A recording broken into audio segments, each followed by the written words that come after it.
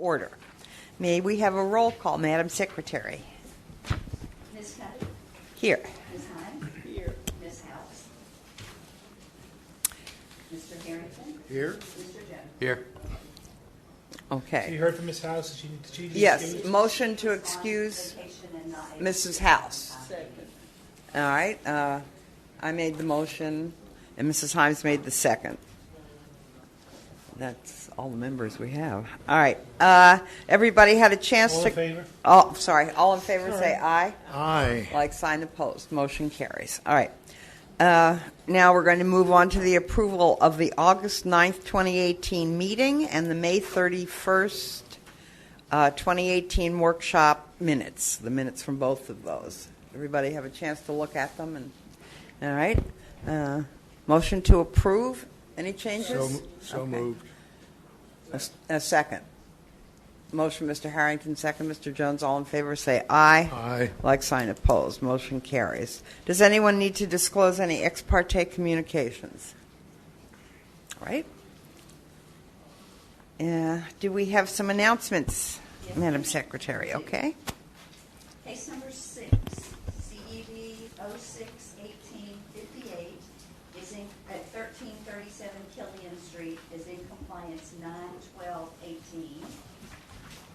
Case number 12, CED 08-1886 at Bellevue Avenue, parcel 5399-66-02-0030 is in compliance 9/12/18. Case number 17, CEB 09-18-110, 132 Forest Lake Boulevard is in compliance 9/12/18. Case number 19, CEB 09-18-101, 411 Pleasant Street is in compliance 9/11/18. And case number 28, CEB 09-18-111 at 314 Nautilus Avenue is in compliance 9/10/18. Okay. All right, so all those are in compliance. Okay. Would our code officers come forward and be sworn in, please? We got a whole bit of wheelchairs and everything. Do you solemnly swear or affirm that your testimony that you're about to provide is the truth, whole truth, and nothing but the truth?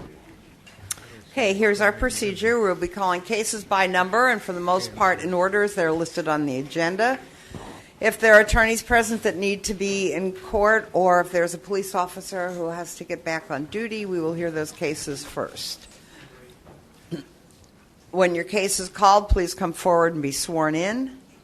State your name and address for the record, and if you're not the owner of the property, please state your relationship to the owner.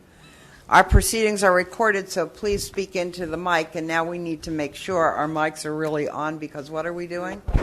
We're closed captioning now. And we would like to take case number 8 first, please.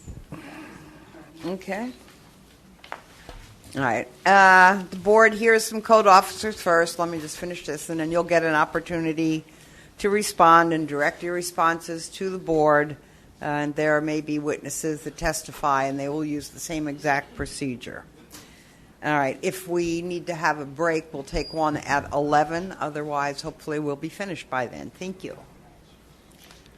All right. So first, we're going to do case number 8, CEB 08-18-77, DB 101 Corporation, at 101 South Ocean Ave. Mr. Elkind? Thank you. And I do not need to be in court. I do have an appointment, so I appreciate your That's all right. indulging me. Again, my name is Darren Elkind. My professional address is 505 Deltona Boulevard. I'm here on behalf of DB 101. I was here last month. There was some urgent matters to be addressed or to be finalized. We did that. I just want to let you know that we went above and beyond. I wish I could take credit for it, but there was a gentleman here who apparently lives in the neighborhood who approached me after the meeting. He said, it would be really good if you just took plywood and put it up, attached it all around so it would really be secure. And that's in the process of being done. So that's a little more than what you all had asked for, and staff is familiar with that. We're putting up the no trespassing signs, actually painting them right on the wall, and got the authorization signed. And as soon as the signs go up, we'll provide that to the police department. And then I expect in about the next 30 days or so, we'll have a good plan on the zoning and the time frame for the zone to be completed, and ultimately the reconstruction of the wall. So all is proceeding nicely. Good. That's why we're here today for a progress report, and we need to hear from Mr. Jackson and Mr. Reckenzone, please. Good morning. Good morning, Madam Chair, members of the board. Anthony Jackson, attorney for the City of Daytona Beach. As Mr. Elkine, there we go. Got to write that. Elkine. As Mr. Elkine had stated, we do have photos. Okay, I know the inspector was working to get those up. The inspector in this case is Cliff Reckenzone. As you stated, Madam Chair, this is before you for a progress report and a determination of compliance date. Reminding the board that the last time we were before you, we had an issue of an open area that needed to be closed. That was an urgent issue, and we had given them 10 days. By the report from the inspectors that they complied with taking care of that concern. I think what Mr. Elkine is telling us now is as far as a compliance date, I don't know if they're ready yet to be able to give us a date. And if that's the case, then we're okay with that. I believe because we expect it to take some time, so it just will kind of force us to have to have another progress report next month to be able to know exactly where this is going to go and how long it's going to take. And I'll tend to Mr. Reckenzone. Do you have anything to add, Mr. Reckenzone? Just all the safety issues are in compliance. Okay, so the safety issues are in compliance. Correct. All right. So we were here to determine a compliance date. So the repairs or the wall was secured, but that needs to be. Doesn't it need to be rebuilt? The damaged seawall. Yes. Okay, and can you explain to me when that's going to be done, how it's going to be done? I'll repeat a little of what I said last time. I think when I was here last time, I gave you not only an assurance, but a personal assurance that the safety issues would be addressed within the 10 days. And there's somebody out there physically working now. I just went and met with them. So the wood that you see going up is actually going to cover all of that, so it looks nicer. And then... So it's not done yet?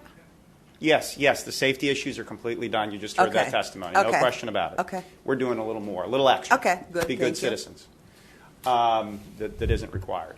In terms of the reconstruction of the wall, that's going to be the ultimate reconstruction is a long process. I can't tell you at this time how long. Why is it such a long process? Maybe. Well, you have to remove, you don't just throw some wood up like is done I now. understand that. You have to demolish it, But, permit I it. need some kind of time frame. What she's asking, have you pulled permits? Have you an engineering I'll thing? explain. Okay, Fine. that's what... I'm going to take okay, it from keep beginning going. to end in terms of Okay. rebuilding a seawall. Understanding I'm not a seawall contractor. Right. The first issue is there is a zoning approval in progress to improve the property as a parking lot pursuant to a lease with the Ocean Deck, which is a few buildings down. At sort of the 11th hour, your zoning staff said, hey, we might like to have you, as opposed to building this parking lot the way it, because it was in plan, plans were moving forward to do that, we might like you to change your zoning to, I'm not going to go into all the detail of what the city would like to see done vis-a-vis the zoning, and it makes some good sense. So we're in the process of evaluating that. Once that happens, depending on which decision is made, they will finalize the rezoning. And once the zoning is finalized, a seawall permit will be pulled. And I'm not an expert on the permitting process, but it's not just city permitting, it's FDEP permitting because it's on the ocean. I am told that process takes a little longer than, say, pulling a building permit from the city to build a house or something, or a dock for a dock permit. It's a little bit longer process. So, and then ultimately a new seawall will be constructed. Exactly where it is, what it looks like, whether it accommodates a boardwalk or doesn't accommodate a boardwalk will all be determined through the rezoning process. Then we'll pull prepare the construction plans and pull the building permits. So, from a timing perspective, I am not in a position to tell you the date on which that wall will be built, but I would, I'm thinking a year Okay. is probably. Oh, go ahead. Mr. Reconcile, is what he's saying that this permit is going to be continuous on several other permits that he have to? It's a very long process, a very detailed process. A lot of different departments are involved in this process. It not only includes the city, but the state and the county, because it butts up to the beach. Okay, I understand. Okay. I understand that. There must be a difference between repair and replace of a seawall. Can't be repaired. That's what I want to know. Yeah, we hired a structural engineer to evaluate that, and he said basically you can't. So you can't cannot repair it. It's not. It won't be. Okay. It's too far gone. All right. Now I still have some more questions. Is the parking area still? Let me ask Mr. Reckenzone. Is the parking area still being used by Ocean Deck? There's no parking being done. It's a fenced-in lot. The entire lot is fenced in. So there's no parking taking place there at all? There's no parking taking place there at all. There's some complaints of it, but that's on the city right away. It's not in. I'd say. If you can, let me pull up. I was going to see if I have a picture, but I don't. Okay. In the meantime, let me ask you this question. If it can't be repaired, why can't you tear it down? What I am told, I'm just a lawyer, so I rely Yeah, on what others tell me. yeah. We need answers to these questions. What I'm told is that if you tear it down before you have a permit to replace it, you could lose some rights to replace it. Is one. Okay. That issue I do understand. Okay. The second, more urgent from a life safety issue is the wall, as bad a shape as it in, does, heaven forbid, we get a hurricane or a storm, does prevent the whole Some. area from washing out. So it provides a lot of protection, especially for adjacent property, the roadway, and all of that. So much better to have the new wall ready to go in as soon as the old one comes in and not leave it just completely exposed to the elements. Okay, Mr. Reckenzone? If you see in the back of the picture, there's actually a fence that goes across the entire street side. That fence comes down to the corner and all the way down to the end of the seawall. Okay. The entire lot is fenced in. So no one is using it, the lot itself, no one is using for parking? Correct. It's just there's parking on the city right away that we're working Yeah, with. that's, okay. I did that this morning, actually, when I went to check on it.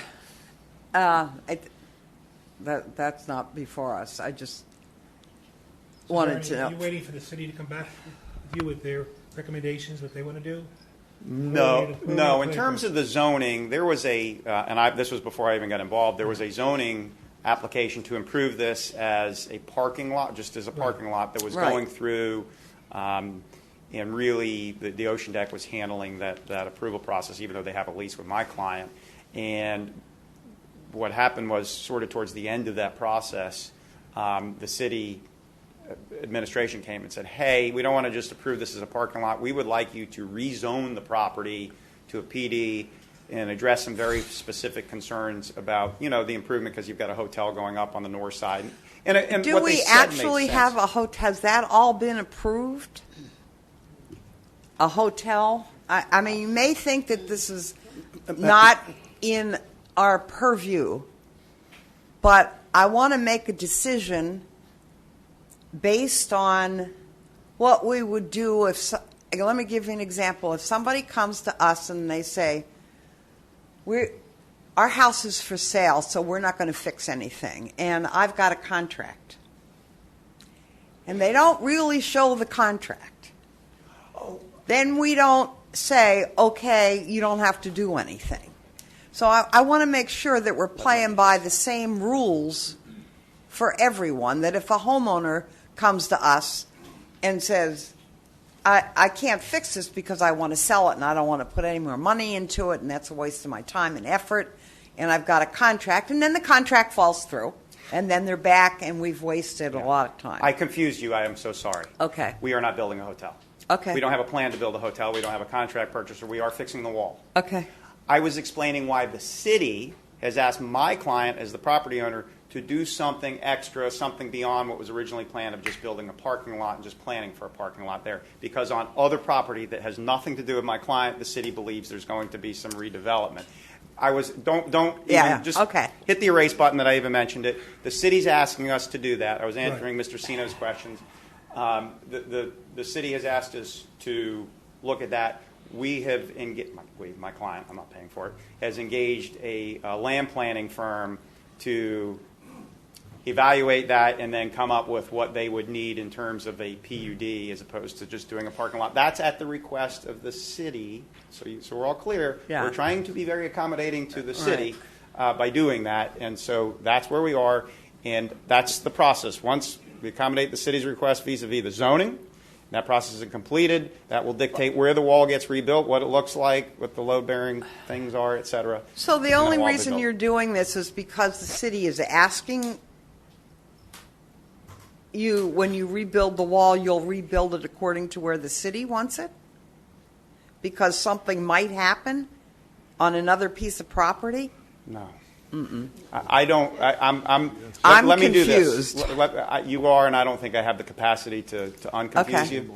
So let me say this: you have evidence from your staff that the property is the safety issues have been addressed. It's going. They've Right. told you, and Correct. city and my clients being very responsible and doing what they need to do at Right. this point in time, as long as I'm involved, to move through the process that the city requires vis-a-vis the zoning, so that we can replace the seawall, can't repair it, and that's going to take some time. I can't give you, I am not in a position today to give you the Okay. exact date that it's done, because as you know from last meeting, when I tell you something's going to be done, Right. it gets done. Right, that's- Or okay. I don't stay involved. Okay, so all we're here today, and we have no information, so it's going to be very difficult to make a decision, is when the seawall is going to be. I'd like you to just continue it, if Repaired. you would, for a status update. And, Okay. And I see what you're asking for. We were here to set a compliance date, and obviously We need another I don't have enough information. I don't Well, think. I'll tell you what. Mr. Elkhart, do you have any idea when you may know?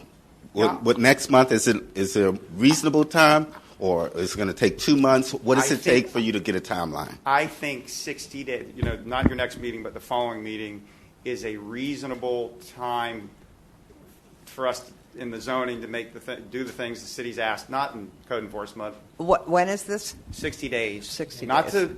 Not to be in compliance, but let's bring it back in 60 days. And So a progress report in 60 days. And I'm getting a nod from my inspector, Madam Chair, that he believes that's reasonable based.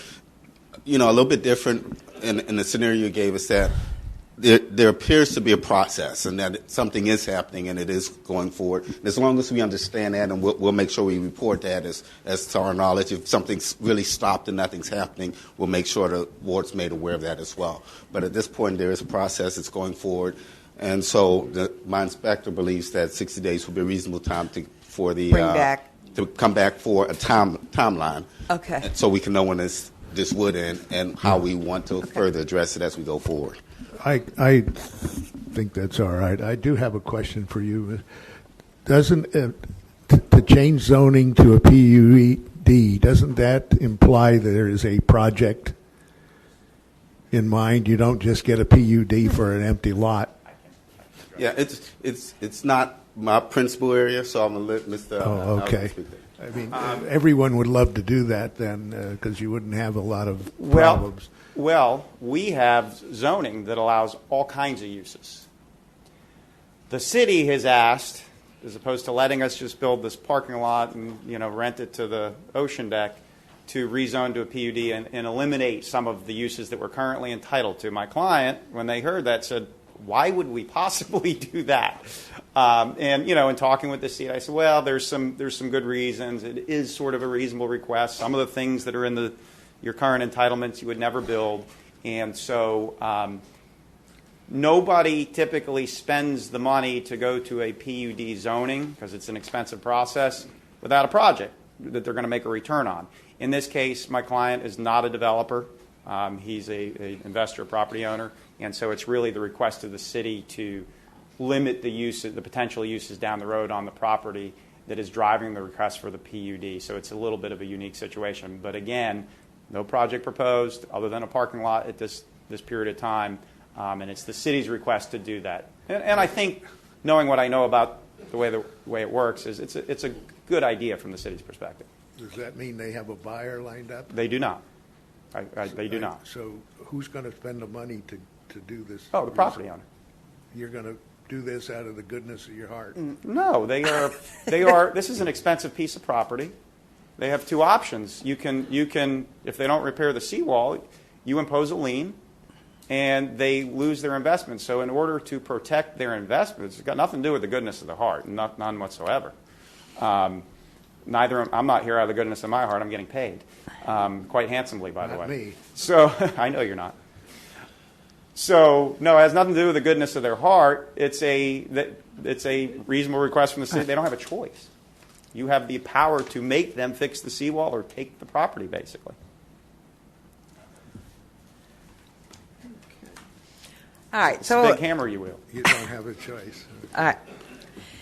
So it seems the consensus is that we'll revisit this in a couple months. So the chair will entertain a motion to continue a monthly progress report, or to ask for another monthly progress report at the November meeting date. That is 11/8/18. Is there such a motion? So moved. All right, motion, Mr. Harrington, second, Mr. Jones. All in favor say aye. Like sign opposed. Motion carries. Thank you. Okay. All right, now let's go back to the beginning. Madam Chairman, is Sir. there any citizens here that also have to get back to a job or medical appointment or something? I think we should consider letting them come before the regular situation starts. Well, there are only two exceptions that I made, and one is for an attorney who has to be in court, which I thought that he did because he came up and said that, but he announced that he didn't. And if there's a police officer, it's a health and safety issue, and that he needs to get out on the street. So I think we'll just try and move quickly through here. If somebody's under some horrible time restraint, Mr. Smith. They would probably let you know anyway. Since Yeah, no last problem. December. okay. All right, so let's just get to it. All right, we'll start with case number 1, CEB 07-18-71, Bernard W. and Alma Smith. Are they here? This is Mr. Smith from South Daytona. Yes. Please state your name and address for the record. Bernard W. Smith, Jr. This address is 730 Flanders. My address is 144 Reef Road. Right. Do you solemnly swear or affirm that the testimony that you're about to provide is the truth, the whole truth, and nothing but the truth? I do. Okay, we'll let our code enforcement officer tell us what's going on, and Mr. Jackson, our attorney. Madam Chair, members of the board, this is before you for imposition of a fine. The inspector is John Stinson. Mr. Stinson reports that all violations still exist, to his knowledge, and he is requesting $300 per day fine to a maximum of $15,000. This property, this respondent was first notified in February, so that's his request. I would tender Mr. Stinson if you have any factual questions. So this place occupied? I'd have to. Okay. Morning. Good morning. John Stinson, Code Inspector with the City. My qualifications are on file. The property appears to be occupied. I haven't seen any people there. I have had no contact with anyone when I went to the property. So there continues no rental license. They can't get a rental license because it hasn't been inspected. That's correct. Okay. Well, let's hear what you have to say, Mr. Smith. Good morning. Good morning. I have some bad news What and is some that? good news. Oh, well, The bad news is the people that had contracted with me to purchase the home came back and reduced the amount that they wanted to offer. uh-huh. Couldn't So do the it. deal fell through. The deal fell through. Okay. Since then, I've gotten a company that's willing to loan me the money to repair the home. And that's pretty much where I am. I thought if I can't get them to go ahead on and give me the money to repair it, I have to repair it myself. So that's what I'm trying to do now. I have a company that's willing to loan me monies, and so I'm requesting a delay in the appointment. I mean the monies that are being requested, the $300, I think he said it was, I'm requesting 60 days, but, whatever period of time I can get to get it Well, done. you've been given 2 months Yes, already. 2 months. And you were exactly. notified in February. You were first notified in February. I Have you done anything? haven't done anything because it was up for sale. So I haven't done anything. Just as you were saying earlier about being up for sale, Yeah. same thing. And I wasn't willing to put any more money into it. But now that everything seems to be leaning back to me, I said, well, I got to go ahead and repair it. Because the windows are broken. The paint needs to be done. I mean, those things need to be But done. are there people living in that house? No. My son goes by and checks on it. But nobody's living there. Got a guy who put his car out front Well, why can't you get rid? Why have you done nothing? because I have been trying to sell it. And But you've done nothing. nothing. No. Okay. I didn't think it was in my best interest to do anything when I had a for sale. After the for sale fell through, then I just fell back to myself and said, well, I'm going to have to do it. And I'm going to have to do it. So Whose car is that? that guy, that car, it belongs to a guy who lives across the street. He had the authority to put it in the yard by my son. My son gave him authority. I had nothing to do with it. I told him, get it out the yard. He says it's going to be sold this week. And that was last week. So, I mean, it's just sitting there. So I'm trying to get him to get the car out of the yard. And So did you tell Mr. Stenson? Have you been in regular contact with Mr. Stenson? No. No? No, Why? I Did you haven't. tell Mr. Stenson I when the haven't. deal fell through? The deal fell through a couple of weeks ago. Uh-huh. Yeah. No, I haven't seen him. And I who's haven't the name talked of to the him. contractor? Huh? Who's the name of the person that you're going to get to fix all this? Oh, I don't have a contractor yet. I'm trying to get the money. I have. You're getting I have a loan. The company. I have the company that's going to authorize me the money. His name is Alex Williams. Uh-huh. But no, I haven't secured it. What Okay. what I got to do is come up with the monies. When I come up with the monies, then I go ahead on and secure, because it's not that much work that needs to be done. It's just cosmetic stuff Okay. and getting that car out the yard.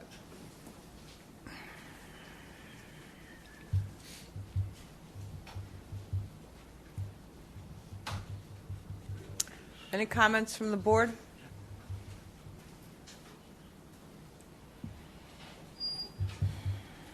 All right. The city has recommended a $300 a day. Yeah, Fine. I'm requesting that be delayed for at least 2 months, if not a month. I need that kind of time just to get everything together. I can get this thing done in a couple of weeks once I have the money. When did they promise to lend you the money? What's that? When is this money due from the lender? He's telling me, I talked to him Friday. He said he should know something this week, no later than the 1st of next week. In other words, you're dealing with a broker. He hasn't got the loan for you yet. Well, he's piecing the loan around. So, it could be this week or it could be next week. But he's certain that he will be able to get the monies. Okay. And so I'm pretty confident that, the money is going to be available now that I'm trying to get it. But I was kind of depending on other people to do it, and they can't do it. They won't do it. Okay. I think that the chair will accept a motion to impose a fine of $300 per day against the respondent effective today, September 13th, 2018, and continue until appliance is achieved or reaches the maximum of $15,000. Is there such a motion? Nope, I'm in the middle of a motion here. That motion fails. Someone else like to make a motion? Well, maybe we could have a fine at a little more reasonable amount. Go ahead. Let's make it. Since it's, what is the motion going to be? 30 until it's done, or all right? Let's make it $100 a day. Second. All right, we have a motion from Mr. Harrington and a second from Mrs. Himes to impose a fine of $100 per day against the respondent effective today, September 13th, and continue until compliance is achieved or reaches the maximum of $15,000. All in favor say aye. Aye. Like sign opposed. Motion carries. All right, case number 2, CEB 0818-87. Donald Bernard at 29 South Grandview. Please come forward. Are you back again from, are you from Altamont? Yes, ma'am. Okay, just state your name and Don address Bernard, for the record. 516 Little Wekiva Road, Altamont Springs, Florida, 32714.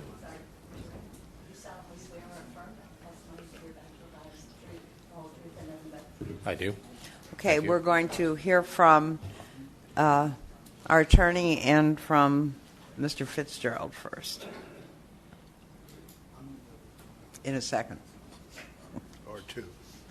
Or two.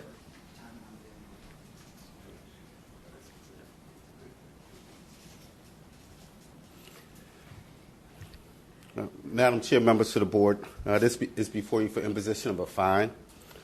The inspector is Mike Fitzgerald. Mr. Fitzgerald reports that many of the violations still exist. The respondent has done some work, but Mr. Fitzgerald believes he hasn't been diligent and it's not inadequate amount of work. He's asking for a $200 per day fine to a maximum of $15,000. And I tender Mr. Fitzgerald. Okay. Mr. Fitzgerald, what has been done on this list? A lot of the outside storage has been removed, and the Okay. fence has been taken down, so he's cleaned it up. They have done some work on the backyard, and the things that are still needing to be done is over here on the second floor, there's a landing, and that should be a stairs. That would need a permit. It's not on here. They've done some work on putting new blocks in. They didn't get a permit for. Those are the new blocks. Did you add blocks there? No, Okay. Well. they were painted. Oh, you took off the paint. We pressure washed some of the paint. That kind of work was done 10. All right, wait a minute. Go ahead. Okay, so there's still some permits to be pulled and finish the job up. I'd like to see what he's looking for in time. Let me ask you one more question. Has the respondent been in touch with you all along? No. Okay. All right, now, Mr. Bernard, what would you like to tell us? Well, okay. I got the code violations, and we fixed a number of the things. What did you fix? We fixed all the windows. There was 12 broken windows in the house. We fixed them all. I mean, I have the receipt here from the glass company who came and did it. We cleaned up a lot of the yard debris, a lot of the garbage. I have a problem with homeless people there, and I had a trailer there. We took 2 big loads of debris to the dump. We cleaned up. The fences were in really bad shape, so we're not really sure what we're going to do as far as replacement. We'd like to build a concrete block fence, but that requires an architect and all kinds of stuff. So we took them down. We So took the fencing's gone? The bad fences, took it to the dump. As far as the stairs to that landing, that's the first I've ever heard about that. Well, and Having a permit, we've had that house since 2004, and we're. is this a vacant house? Yes, it is. Okay. You bought this as an investment in 2004, and it's in this condition? The house was built in 1908, and when my wife saw it, she fell in love with it, and we had to have it. She had to have it, and we bought it, and it was in really bad shape. And we're in the process of restoring it, and probably going to hopefully retire there. And we did a lot of work since August 9th on that property. I had 3 guys up there, and I don't know if you know, getting somebody else to come work on stuff is they'll tell you they're going to be there, and they don't ever show up. And I've had 3 different fence guys come and just not, they don't even want the job. Okay. So we've made quite an attempt to clean up. I don't want it to look the way you don't like it or whatever. So, but all I need to know, and I called Mike 3 times and told him what we were doing. All I need to do is, if you tell me what I need to do, I'll do it. We don't want it like that. Okay. Mr. Hold on. Fitzgerald. I'll do what I'm supposed to do to it. We have just and from our side, it is really old and it's sitting in sand and it moves over the years, and that's our main construction problem now, is to get it level. So. What pictures are we looking at? Pictures from I'm sorry to interrupt. Are these pictures from today, yesterday? A month or so ago. All those fence pieces are gone. What? All those rotten fence pieces are gone. Okay. All those weeds are gone. That porch has been painted. The windows have been fixed. Mr. Fitzgerald, the windows have been fixed. These are old pictures. This is 5/31/2018. 5/31/2018. 9/5/2018. See how the fence has been removed? Uh-huh. And the windows have been repaired? Mm-hmm. And I'm looking at that window. It doesn't look repaired. Which the one? sides, the one look like, is that paper or something in it? I think that's Oh, just is a that the shadow. air conditioning? Yeah. There's no broken glass in that house. Right. They'll have windows. Okay. All right, so it looks like you're making some progress. As far as if there's more that needs to be done, like a stairway, the stairway's not really on here. We're looking at outside storage and trash and debris. It's all gone. Okay, I'm just. Sorry. We're looking at broken windows, fixed. Repaired. Peeling and fading paint, not fixed yet. Right. It's not what? Peeling and fading. It's not painted. Yes. Is it? Is it painted, Mr. Fitzgerald? the whole bottom part is Let him Sorry. answer. the entire bottom part where he pressure washed and cleaned it. It needs to be repaired and then painted. Okay, so we need to do that. Damaged exterior walls. Is that part of that same picture there? On the back side.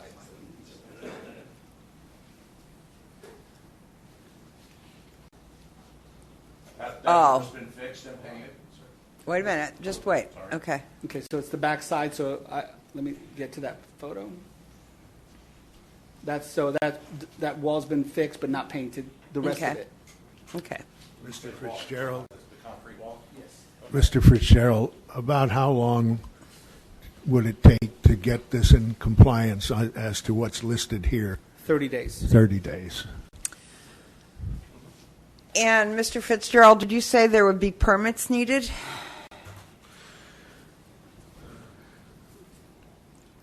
To fix what I believe is so. These here? walls here that are broken, that are part of the bottom, that would need repaired with a permit. The walls, the wood, See, or see the concrete? It's Yeah. concrete. blocks. Okay. Okay.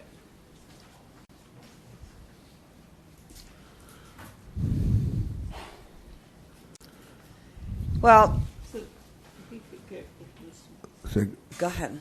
Mr. Bernard, he could get with Mr. Fitzgerald on the permits, because you are going to need a permit to complete that. I think that, I mean, you have done some of the work that was asked of you to do. If there's more to do, you probably need to find that out from Mr. Fitzgerald before he will say you're in compliance. I'm willing to give you a little more time. I don't know how the rest of the board feels. I'd give him another 30 days I'm asking how you feel. because he's going to have to get the permits anyway. Yeah. But you need to stay in touch with Mr. Fitzgerald. You can't just, Right. ignore the city. Are- orders. No. Now, You're is right. he going to need a contractor to do that, Mike? Any of those repairs? Mr. Fitzgerald? Yoo-hoo. Yes, sir. The fence that's on the property is on the north side of the property, and it's 90% gone, which means it would need a permit to rebuild the fence And the walls? and the walls. Will he need a contractor for that? A licensed contractor? Or can he do it himself? Those walls aren't load bearing. Well, the permits and licensing would have to decide that. We I don't see. decide, but we're asking for them to look at it and make sure that it doesn't need a permit. Okay. I mean, it's concrete blocks. Okay. All right. Well, the chair will entertain a motion to amend the previous order of noncompliance and allow the respondent until the next cutoff date, which is 10/3/2018, to come into compliance or be returned to a subsequent meeting for reconsideration of a fine of up to $1,000 per day until compliance is achieved. Is there such a motion? Does that give you enough time to Yeah. do what Get- we're asking? I believe so, yes. With getting the permits and the work. Right. I mean, I don't know if I have to get a contractor, how they can be, but I'll work on that. I'll go down there right now, Good. so. Is there a motion? Was a motion. I would say 60. I will make a motion for 60 days so we don't have to keep hearing it over and over. So moved. The motion is now 60 days? Well, we didn't vote on the other motion. Okay. Well, actually, no motion. there was no motion. All right, there's a motion on the floor now for the respondent to come into compliance by 10/31/2018, or be returned to the board for consideration of a fine of up to $1,000 per day. Need a second, or- I need a second now. Second. All right, motion, Mrs. Himes, second, Mr. Harrington. The only thing I'm going to say about that is that you've owned the house since 2004. So that kind of plays into my decision. Okay. All right, we have a motion and a second. All in favor say aye. Aye. Like sign opposed. I'm going to vote against. Vote against it. Motion carries Motion carries 3-1. 3-1. Okay. We'll see you in October, And this, Madam November. Chair, Yes. We're just going to recommend it to him as well about trespass arrest. He had said he had a problem with Good. Okay. trespassers, and also I think he's trying to handling it on his own as far as Yeah, that's keeping why I it said he secure. needs to keep in touch with Mr. Fitzgerald. and Officer Jesmer. Yeah. Okay. Case number 3, CEB 081888, Anders Migdolek. Respondent present? No, he wasn't here last time. Where does Mr. Migdolek live? Does anyone know? Go ahead, Mr. Jackson. Madam Chair, members of the board, this is before you for imposition of a fine. The inspector is Mike Fitzgerald. Mr. Fitzgerald reports that he's been in contact with the respondent. He is making progress, and that he is, and Mr. Fitzgerald is recommending that we amend to the next cutoff with the expectation that it will be completed. I would tender Mr. Fitzgerald. Okay. So you have what? Madeira Beach. Okay. Well, if he lives there. Yeah, that's where he lives. Okay. There's no one in the house? I don't know. Okay. The house had a problem with the roof. He pulled Right. a permit. The roof has been Okay. torn off, Cool. and they've also done inspections. It's just not complete. Okay. So next month? My expectation is it'll be complete by then. Okay.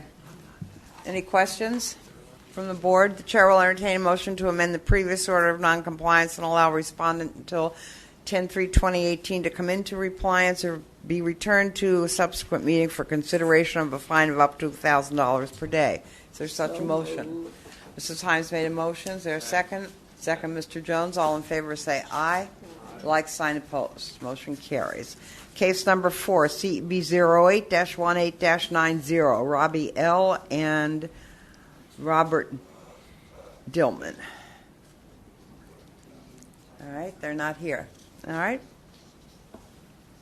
Madam Chair, members of the board, this is before you for imposition of a fine. The inspector is Mike Fitzgerald. Mr. Fitzgerald reports that he's spoken with the respondent. The respondent is doing the work. He's not complete.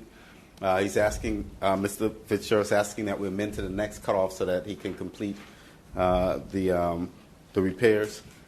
And I tender Mr. Fitzgerald if you have any further factual questions. Mr. Fitzgerald, is the work being done on both buildings? Wasn't that, it was part of the issue, right? This is the way the back building looked before? Yes.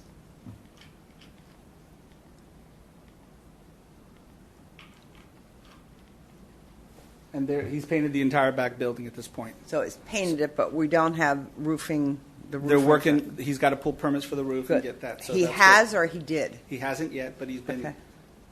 He has been working. About 95% painted. So I think the only thing left is that front wall. Okay, so the paint is almost finished. We're just dealing with the roof. Yep. Has he applied for a permit? He's been looking for roofers. It's not easy at this point. I understand that. Any comment from the board? This goes another one of those mysterious cases that goes back to February. Right. This is the gentleman who had open heart surgery. Right. Came in and Right. he was in the hospital and sent me the documentation. Okay. All right. The chair will entertain a motion to amend the previous order of noncompliance and allow respondent until October 3rd, 2018 to commit to compliance and be returned to a subsequent meeting for consideration of a fine of up to $1,000 per day. Is there such a motion?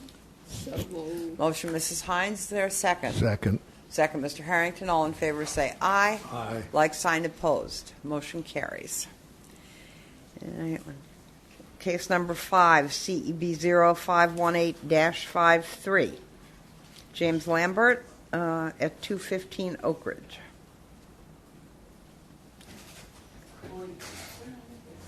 Good morning.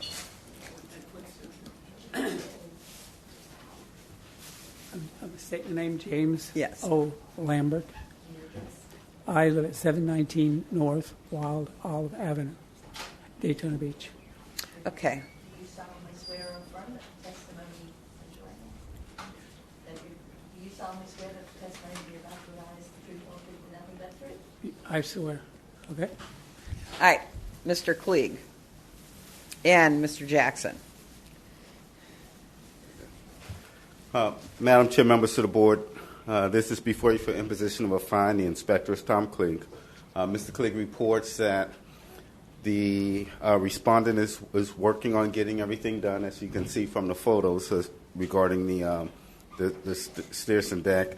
The permit is not finalized yet, so we're asking. The permit's not what? Finalized. Okay. So we're asking to amend to the next cutoff. Okay.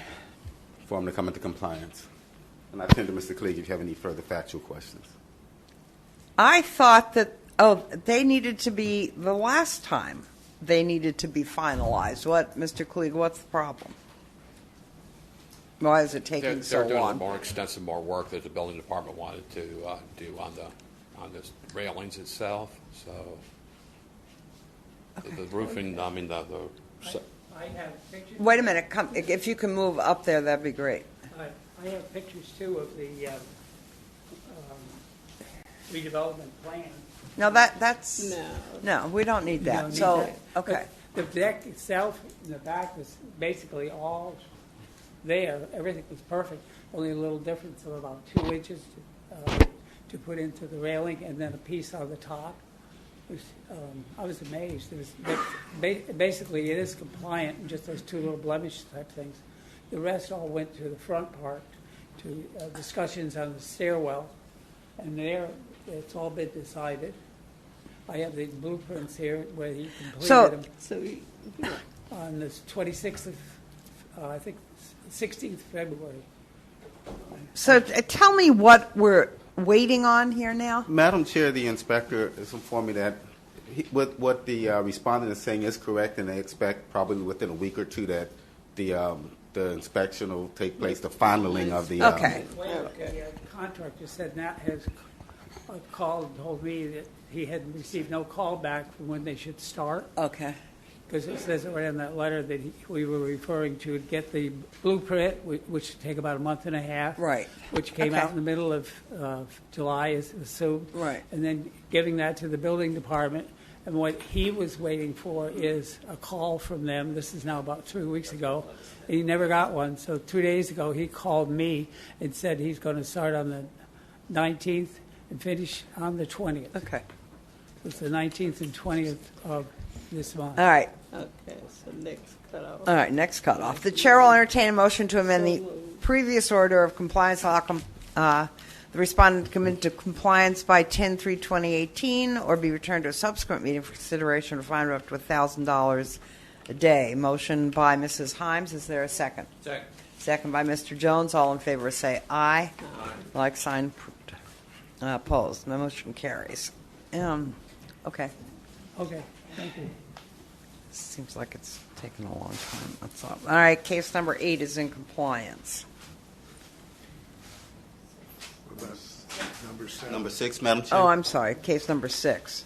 Case number 7, CEB 08-18-74, Pelicano Crusher. There we go. Maria Cintron, 1169 Indian Lake Road, Daytona Beach, 32124. You solemnly swear or affirm that the testimony that you're about to provide is the truth, the whole truth, and nothing but the truth? I do.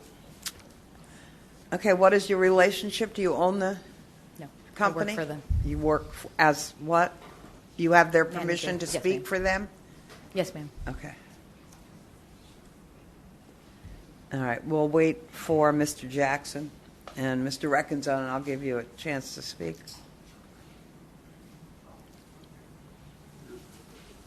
I'm sorry, Madam Chair. That's okay. I apologize. What can you tell us what's going on okay. with this case? Yes. This is before you for imposition of a fine. The inspector's Cliff Reckenzone.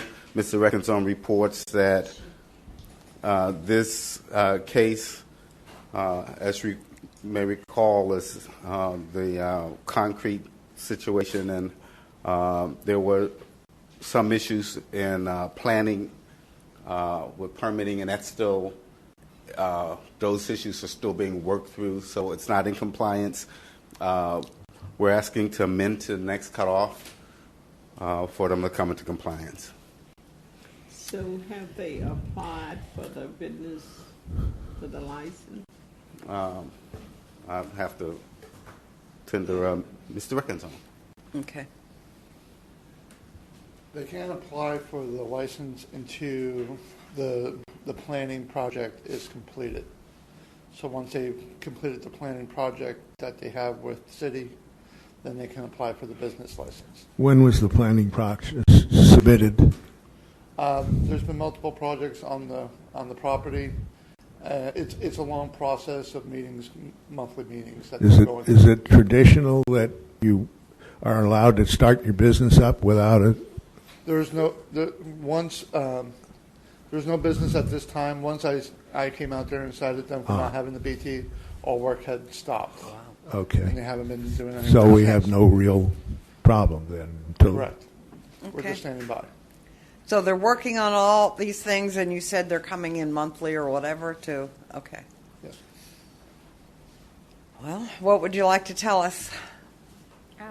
I would like an extension maybe for the meeting, so I don't have to come every month. What until what it's is there approved. left to do now? What? We had a TRT meeting September 4th. We went all the comments. I believe the only thing that we have now is a well permit that A we're well waiting for the permit? city to respond to be sure that it's okay. If they respond today, we can submit the revised site plan tomorrow.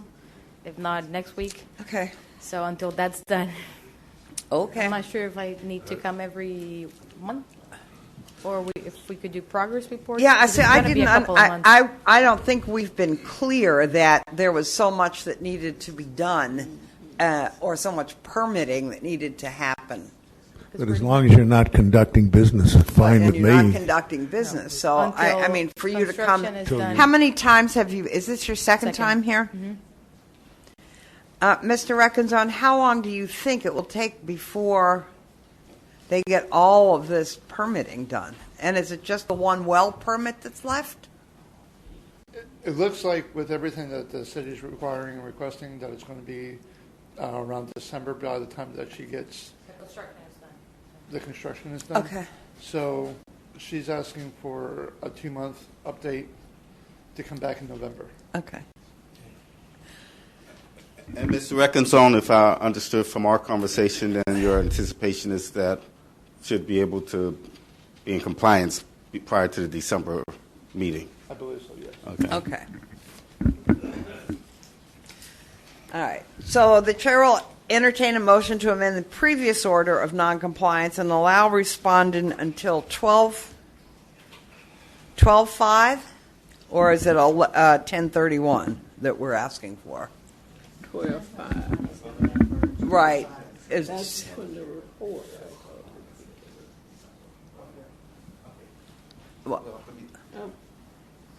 If I understand you right, Madam Chair, I guess the question is, do we want to amend the compliance date to December? Yes. Okay, the inspector seems to be nodding yes to that. Okay. But he also believes that we should do a progress report in November just to know that we're actually there.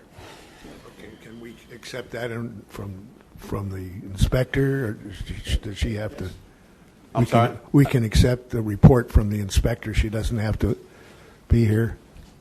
Inspector's nodding to that, yes, he would Okay. be satisfied with So that. we're going to establish a compliance date and also ask for a progress date on 10/31/18. By Mr. Rickenzon. At the November meeting, we're going to have a progress report Yes. by Mr. Reckenzon. Right. We want to have a compliance date. Okay, 12/5. that's okay. So the motion that the chair will accept is to have a progress report at the 11/8/18 meeting and to come into compliance by the 5th of December 2018. Is there such a motion? So Motion. moved, but now Mr. Reckenzon is going to give that report. Why is he giving the report? So she doesn't have to come in because She's going to give it to him. He's going to make the report. Wait, Yeah, the That's motion between should- them. We want a progress report. that's right. We want a progress Mr. report, Reckenzon makes period. it I don't, yeah. We just want a progress report. And if I could just for clarification, I'm sorry, Madam Chair, if I may. I'm sorry. So the clarification is that you want a progress report. Correct. She can bring the progress report, or she can report it to Right, Mr. correct. Reckenzone. He can bring Right. it. You That's just need a fine. progress report in That's fine. November. Okay. Compliance date is December. And we set a compliance date. So we're asking for a progress report on 11/8/18 and to come into compliance by 12/5/2018. Is there such a motion? Did we have that motion? Yeah, I made the motion. Did you make it? Second. Okay, Mr. Harrington made the motion, Mrs. Himes the second. All in favor say aye. Like sign opposed. Motion carries. Thank you. Okay. Case number 8, CEB 0818-7. We did that one. Okay. Case number 9, CEB 0818-79. Mohammed Jamil Shaikh.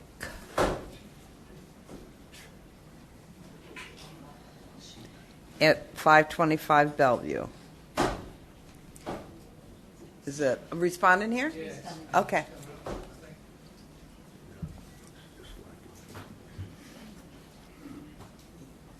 Good morning. Mohammed Jamil Sheikh, 525 Bellevue Avenue. Do you solemnly swear or affirm that the testimony that you're about to provide is the truth, the whole truth, and nothing but the truth? Yeah. Do you live at this address? Yeah. Okay. All right, we'll hear from Mr. Jackson and from Mr. Reckenzone.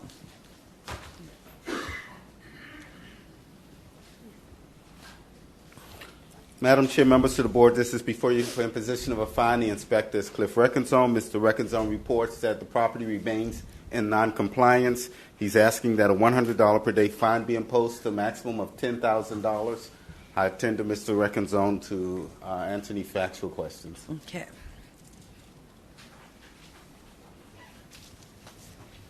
What needs to be done, Mr. Reckenzone? There's still an excess of outside storage in the front yard, and there's also, he moved the disabled vehicle from the grass to the driveway. And there's still some work that needs to be done to the actual structure of the house. Would that be what you have here? Windows, skylight, door frames, insect screens? Yes. All of those things remain. Yes. Okay. Come forward and tell us why this hasn't happened. I have done quite a bit. What have you done? I've taken care of some windows, screens. There are still some need to be done. Did you tell Mr. Reckenzone that? Yes, Mr. He came. Yes. Okay. He came yesterday while I was getting to start to paint the outside. I'm going to paint it a different color, and I was mixing the paint. And then, when he came, I told him I was expecting a lot of friends to come and help me. Mm-hmm. When you need friends, that's when you're expecting, and they don't show up. Then you know the value of your friends. I'm living all by myself. I'm alone. I'm doing all the work by myself. And even a small task is like a Mount Everest task for me. My age, my health is failing. Okay, I've done quite a bit. I need more time, and I told him that I need some more time. And what's yours, Mr. Ranzo? He agreed that I can, ask the commission for at least 60 more days, and he would not object to that. I've made quite a bit of progress. There is one vehicle I moved from that's not disabled. The vehicle I have right now, that's giving me problems, but the registration expires next month. So I'm going to transfer it to that vehicle and get rid of the one that I'm driving right now. So it's not a disabled vehicle. I just need a little bit more time, okay? I do 1 day's work, and it takes me 3 days just to recover. And as soon as Mr. What's your name again? Reckenzone left yesterday, I did something to my back, and I think I pulled a very big bad muscle, and that's going to put me out at least another week in bed. I'm just asking for some extra time to be considered that I'm doing all this on my own, and it's a very bad task for me. I have no help. Premises identification. Excuse Have you me? done that? Excuse me? The premises, the identification to the house, meaning the I don't understand. The number. Your address. 525 Bellevue Avenue. Has that been put up? Excuse me? Has that been put up? Yes. I live there, yes. No, I know you live there. What I'm saying is the number. Oh, yeah. 525, is that up that's, there? yeah, it's there. Yeah. It's a big. It's That's there. the yeah, it's big there.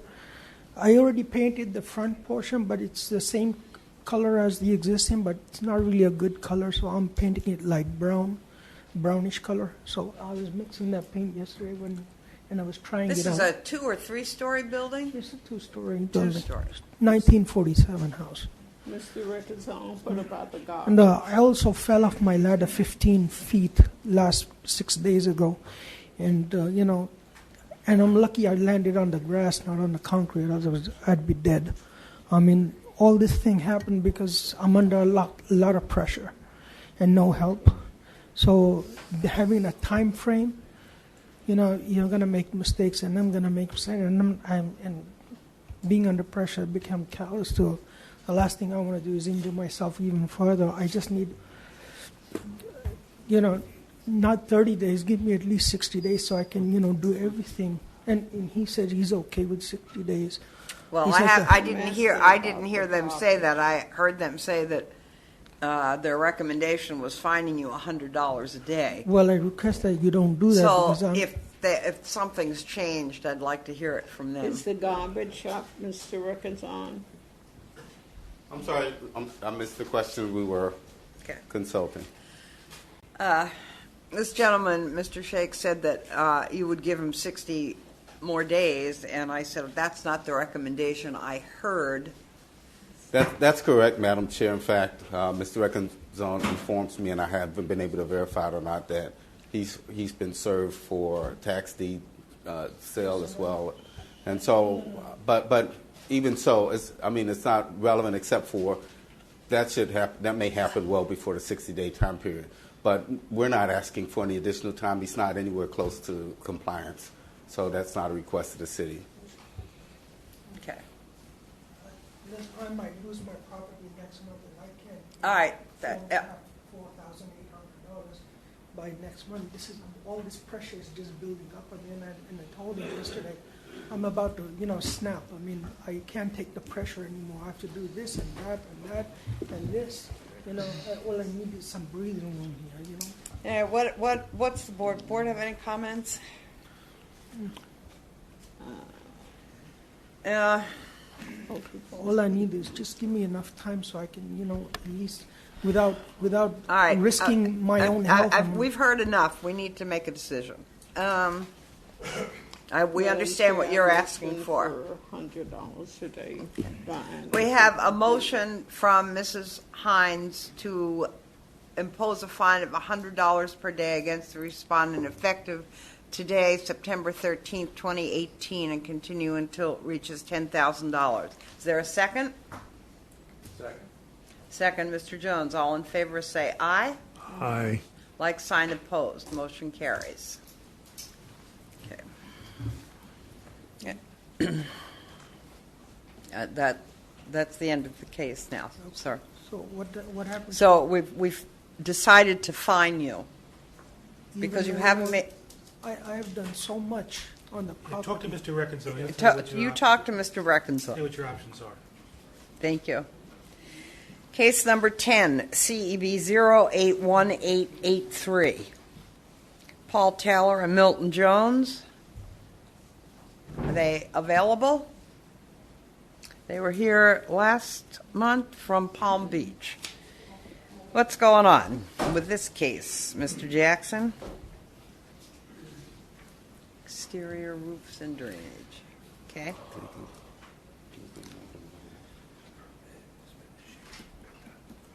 Changing anything? Okay. Madam Chair, members of the board, this is before you for imposition of a fine. The inspector is, the inspector is Cliff Reckenzone. Mr. Reckenzone reports that the property remains in noncompliance. He does acknowledge that there was a permit approved on August 9th, and it was picked up on August 31st. But as of today, there's no work that's been started. Mr. Reckenzone is requesting this case. The respondent was first notified 5/16 of 2018. Mr. Reckenzon is recommending a $100 a day fine to a maximum of $10,000. Now, Josh, tender what was Mr. the permit- Reckenzon. What was the permit for? A roof? For these? That would have been a roof permit? Yes. And you don't know if anybody down there told this person? had He picked it up 6 on months? 8/31. I'm sorry? Did anybody tell him that he has 6 months to get this done? That's Know if anybody usually from on that the face of the permit. If I, It's but usually our the city. let We don't Mr. have to follow the 6 months, but I just, maybe the guy was confused. We've kind of addressed that both with the divisions in the past. We've talked about that to make sure, hopefully, that's something That's on the permit. These Yeah. permits. Okay, good. Yeah. Mr. Reckenzon, has there been contact? No, he has not contacted me. The only contact Okay. I've had with him was here. Okay. All right. Any comments from the board? The chair will entertain a motion to impose a fine of $100 per day against the respondent effective today, September 13th, 2018, and continue until compliance is achieved or reaches the maximum of $10,000. Is there such a motion? So moved. Motion, Mr. Harrington, second, Mr. Jones. All in favor say aye. Aye. Like sign opposed. Case number 11, CEB 0818-85, IMAS Financial. Anybody here for that? No, they weren't here last time either.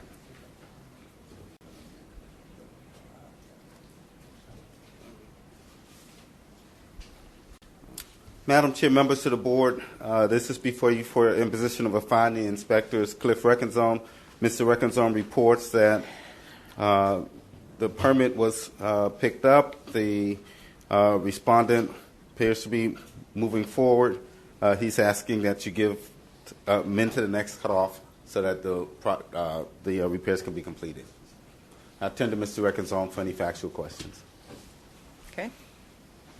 So they got a roof permit? They did get a roof permit. They applied for the permit, and the permit was approved, and they started work before the permit was actually issued. So I had to place a stop work order to make them go down and pick up the permit. Uh-huh. They've since then have gone down, picked up the permit. Okay. And as of yesterday, they started work again.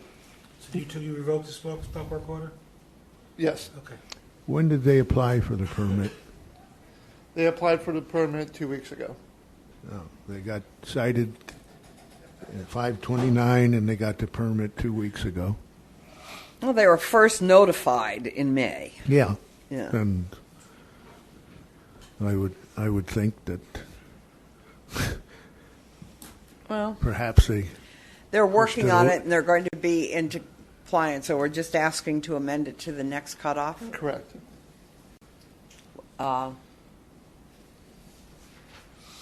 Would you like to make, that would be the motion that I would make, if you'd like to make something else, Mr. Harrington?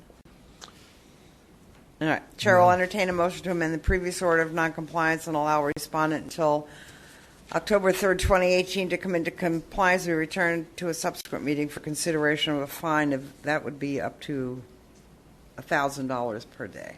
Such a motion? So moved. Motion, Mrs. Himes. Is there a second? Second, Mr. Jones. All in favor say aye. no. Aye. Okay, 3-1. Motion carries. Okay. Case number 12 is in compliance. Case number 13, CEB 0818-91, Michael Malik. No, wasn't here last time either. Okay.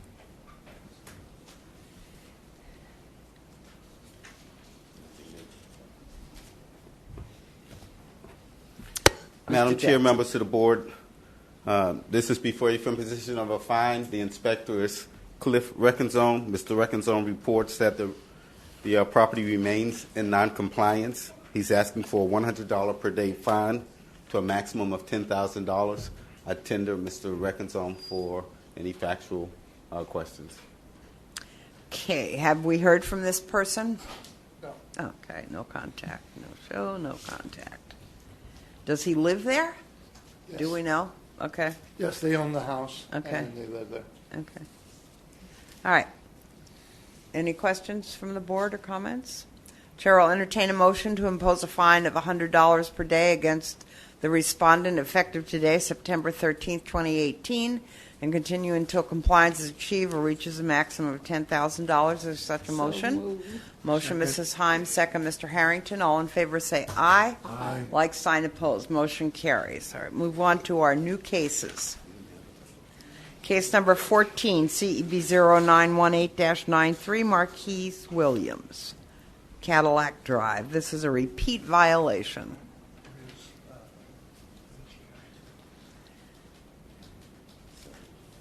Is he present?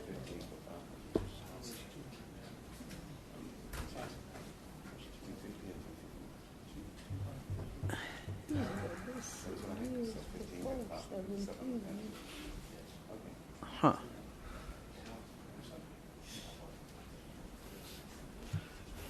Madam Chair, members of the board, this is before you for a determination of compliance or non-compliance. And actually, I say that, but it actually is an imposition of fine case because this is a repeat violation. The inspector is Cliff Reckenzone. The respondent was previously found in non-compliance for parking a semi in a residential area. He has since violated. He has since had the same violation within the 5-year time period. The inspector has identified and given notification to the respondent for 7 times. A total of 22 times. Yeah. 7 times, the inspector is asking that he be fined per occurrence. 7 times at $250 per day, which I believe was What is the 22 times? the total number of times that the inspector has identified him. But we're only parking. asking for a fine for 7? No, I'm going to give you the rest. He's asking for 2 separate amounts, Okay. Madam Chair. Okay. For 7 of those times, and I believe it's the split is when he gave him the notification to cease this continued violation. So 7 times was at $250, and then after having made actual contact with the respondent, another 15 times he violated, and he's asking for a $500 fine for those additional 15 times, which at the request of the inspector, the 7 times would be for $1,750. The 15 times would be for $7,500 for a total of $9,250. That is the request. Well, okay. Thank you. And I tendered an inspector. Okay. $9,250. Okay. And that's for that big truck? Yeah. There's actually 2 trucks on the property. Oh, yeah, okay. Both trucks are on the same property. Every one of these pictures is a different inspection on a different day. It shows the compliance date on. Give me a second.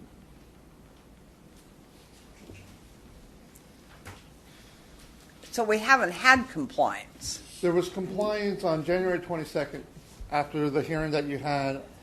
Well, that was a previous case. There was a previous case in December and January. That happened again. And it happened again. The property came into compliance on January 22nd after the previous case, after there was a fine run on the property in January. There was a fine run on the previous case. Correct. Okay. Well, what do we do because we had the same case in 15 and 16? Yes. And Same case. once the first 8 cases, the first were before they signed for the green card to come back to the hearing again for today. And then all the were after they signed the green card for today's hearing. Are you getting complaints from the neighbors? Is that what generates This this? has been complaints to the neighbors and also for law enforcement. This has been an ongoing issue for the city for years. Yeah, I think. So you have the ability to go, if you wanted to, you can go up to $500 a day. You can go back. What's that also to $2,000, Tony? You can go up to $5,000 per occurrence. Yeah, you can. Right. But Yes. it's So, been going. I and know. what I have, Madam Chair, members of the board, is an order of imposing filing was entered on January 17, 2018. An affidavit of compliance was entered on September 5th, 2018. And Mr. Reckenzone will... Was there a... He's testified 22 Well, times. let me see what I'm seeing here. What is this one? Is that correct? Yes. Was it? So this was since September 5th, that week? Or is that incorrect? No, that was when he signed it, the affidavit. Okay, what's it? Oh, okay. He just signed the affidavit that date. It was January 23rd that he was in compliance. I apologize. Was there a fine on that compliance, and did he pay it? It would have been a fine that would have gone from the period of January 17th to January 23rd. But we didn't fine him. No, the fine would have been imposed based upon his. Okay, did he pay it? No, that fine is still open. That's an open fine. If I'm correct, he never paid the older fines either. He would come up, but he never paid them. Correct. So we have an unpaid fine, and we have 22 violations since he paid the fine. Correct. Well, the unpaid. I'm just throwing Yeah. that in as part of Okay. the consideration. So- Homestead property? I don't know. What did we say? Is this a homesteaded property? I believe it is. He came once before. Years ago. Well, I don't. So isn't there a maximum? We can do $5,000 per day, per occurrence, excuse me. And 22, you have 22, I think he said? Yes. You can go quite a bit. He's Well, asking you- for $9,000. You had Madam Chair, I guess the question is, had we been finding this as a per day fine, would we have a maximum as pursuant to our Right. code? Correct. That's what I'm asking. Or Yes. pursuant to our ordinance. Yes, this is And the answer different. would be yes. It would be a maximum of $10,000 would be what would accrue on Okay. a owner occupied resident. Right. Right. So 9,500 would be under the max. He's asking for less than that. 9,250, I believe, is the total. 9,250. Right.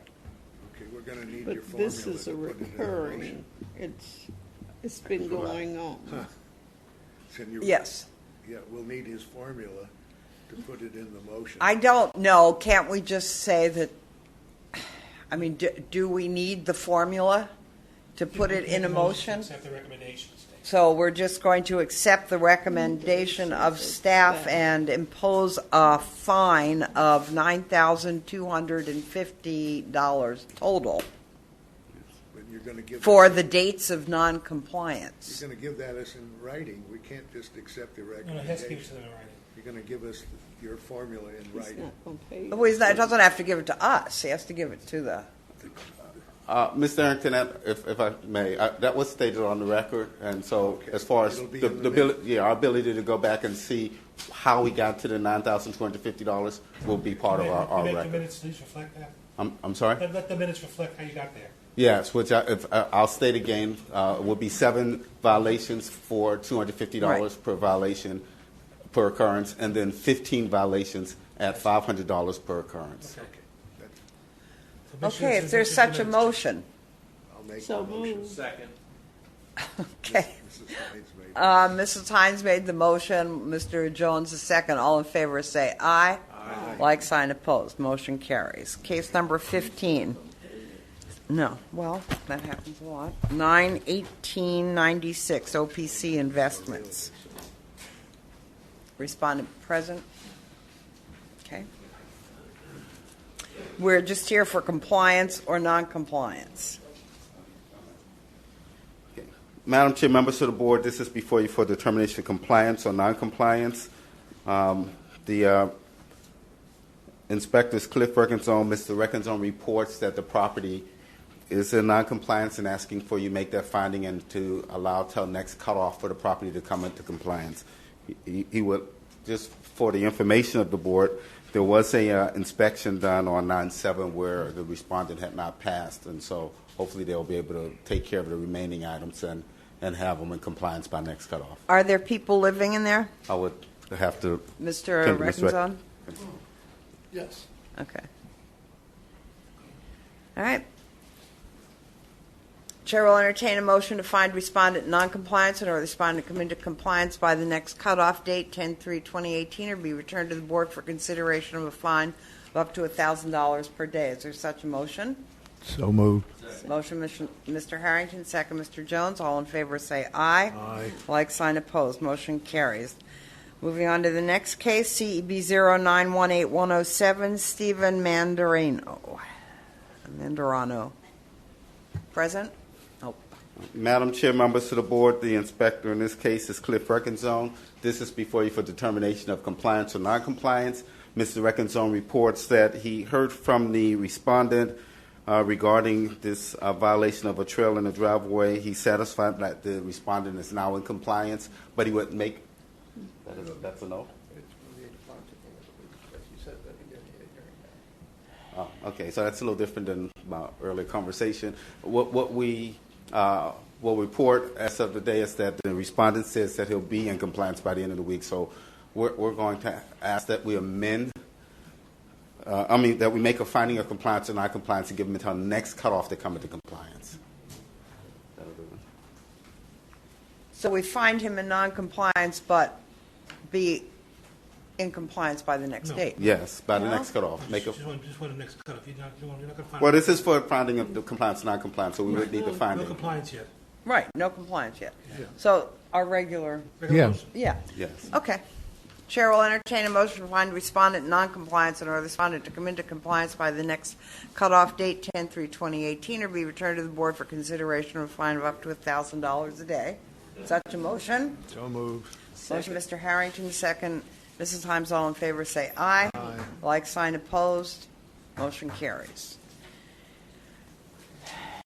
All right, 16. Case 17 is in compliance. Case 18, CEB 0918-95.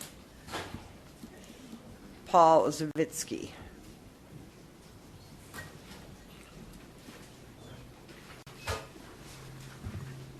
Yes. He's here. Can we take a break, Ted? We're going to have to take a break, Mr. Jones. We're going to take a 5-minute. We can't make any decisions because we wouldn't have a quorum, so we have to take a 5-minute break right now. Thank you. Here. Okay, meeting will reconvene. I'm sorry, I didn't see the gentleman over there. We'll take his. Well, all right, I'm going to finish you because we started your case. So we're going to do Mr. Zavitsky, and then we're going to do case number 27, the gentleman in the corner over there. And so you're okay, but you're number 27. Okay, all right.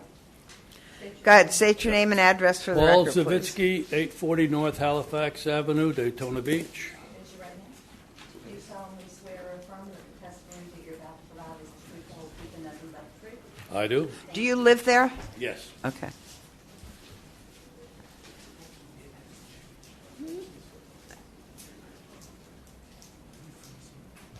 Madam Chair, members of the board, this is before you for determination of compliance or non-compliance. The inspector is Mark Jones. Mr. Jones reports that the property right now remains in non-compliance.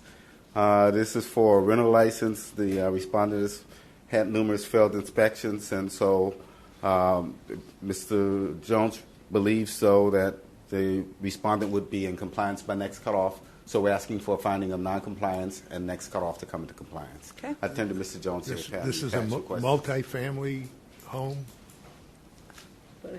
Must be. Mark Jones, Code Enforcement.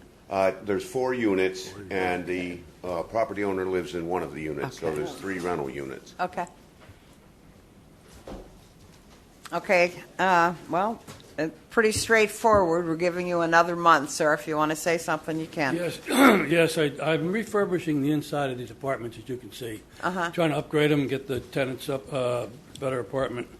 So they're in a state of disrepair, and that's most of these non-conforming things. They're not rented. Are they rented out? One was, and that one's in compliance now. Everything's been done on it, but it's vacant. It was rented at the time it was inspected. So there's nobody living there but you right living now. but me. The problem was I got burglarized this year, and I lost all my tools, all my work stuff. my saws and table saws and all that, so I had to replace all that. It set me back a bit. And then the lady that was in the apartment was very sick. She since has passed away, and I couldn't evict her during that time, so I'm just getting it ready to rent now. Okay. So you need your license. Now, 30, I can get most of it done in 30 days, Okay. but there's one unit that's going to take me at least 2 months. I'm sorry to say, 2 months? the one that's really scraped down in the sheetrock and the paint, it's going to take me Okay. at least 2 months. Okay. So I can be here next month, give you an update, and then be finished in 2 months.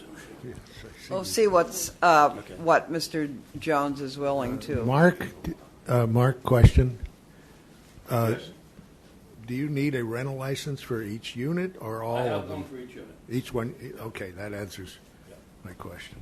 Are you willing to? Do you believe that it will take him more time? Are you willing to give him that? Is the city willing to give him more time, or just the month? I have no problem giving them a couple months, but I'd like to make sure that they're not occupied until we Okay, get so back let's in there bring to it. inspect All right, them. so we'll just bring it back to the next cutoff. You come back and tell us what's done, what's not done. And just clarification, I believe Mr. Jones, even though he says he has separate rental licenses, are you saying is he able to rent before Well, everything's done? There is a rental license for the property that includes the 3 units. Right. It is my understanding there is not 3 separate licenses. We only issue a license per property. Right. Okay. And so with just clarification that he's not permitted to rent until everything's Can we done. just make part of the motion to keep it vacant? Yes. Make Make- part of the make part of motion to remain vacant until. Yeah, until we have because we do not have a current rental license in We don't- place at this time. So do we even need to say that? Yeah. Yeah. All right. This is pretty straightforward. Yeah. Chair will entertain a motion to find respondent in noncompliance in order the respondent to come into compliance by the First, by what? 10/31. Yeah, 10/31. So moved. I thought he asked for another month. He did. That So would that's be another month, 10/30. another That month. would be another month. 10/31. It's for the I mean, I November thought he was meeting. talking about 2 months. Uh, That's what I've heard. Well, it is. The next cutoff date would be 10/3. The one after that is Okay, 10/31. could I ask? I don't think I can get all 3 done in a month. I can get most of them done. Right. That. But, go ahead. We're giving you an extra month to 10/31/2018. That's the cutoff date for the November meeting. Can I ask if I can rent the unit that's coming to You compliance? can ask them. You can't ask me. I see, okay. Okay. You got 48 days. I thought What? I thought someone said we was going to put in no rental until it was completed. But that's implied, isn't it? Yeah, that's part of the law. It's part of the law. Yes, you have to have a current Right. rental license, and to have a current rental license, you have to pass, Right. not only pay the fees, Exactly. but So pass the he's rental not going inspection. to. Right. Okay. I do pay a separate fee for each apartment. That's between you and the staff. That's- Okay. yeah. As far as the Thank code you. violation is concerned, you got to 48 days. Right. Okay. The chair. So here's the motion. The chair will entertain a motion to find respondent in noncompliance and the respondent come into compliance by 10/31/2018 or be returned to the board for consideration of a fine of up to $1,000 per day. Is there such a motion? So moved. Motion, Mr. Harrington. Second, Mr. Jones. All in favor say aye. Aye. Like sign opposed. Motion carries. Okay. Now let's go to, that was 18. 19's in compliance. Let's go to 21, case number 21. No, we're going to skip because that, I don't think Janine Brown is here, right? I want to try and get, so I'm saying 21, CEB Soren and Irene Mork. Is that how you say it? Janine Brown is the- Yeah, they're not here. I asked for them all while you were gone. Okay. My name is Mickey Peterson, 6 Birchwood Trail, Ormond Beach. I'm here on behalf of my parents, Sean and Irene Mork. and that's my dad over there. Okay. But because of language and keep it more That's fine. fluently, then That's fine. I choose to speak on Okay, his behalf. dilapidated roof. You're here for dilapidated You roof. solemnly swear or affirm the testimony that you're about to provide is the truth, the whole truth, and nothing but the truth. Yes. Thank you. Okay. So we'll hear from Mr. Jackson and Mr. Fitzgerald first. It's pretty straightforward.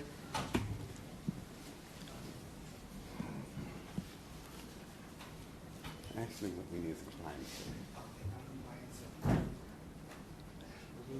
Okay. December. Okay. Madam Chair, members of the board, this is before you for determination of compliance or non-compliance. The inspector is Mike Fitzgerald. Mr. Fitzgerald reports, at least from his perspective, that this respondent can be in compliance by December, and so he's asking for the December cutoff date. But we would like to hear what his plans are. So, but we, at this time, he is in non-compliance, and we would ask for finding in non-compliance and compliance by December. Okay.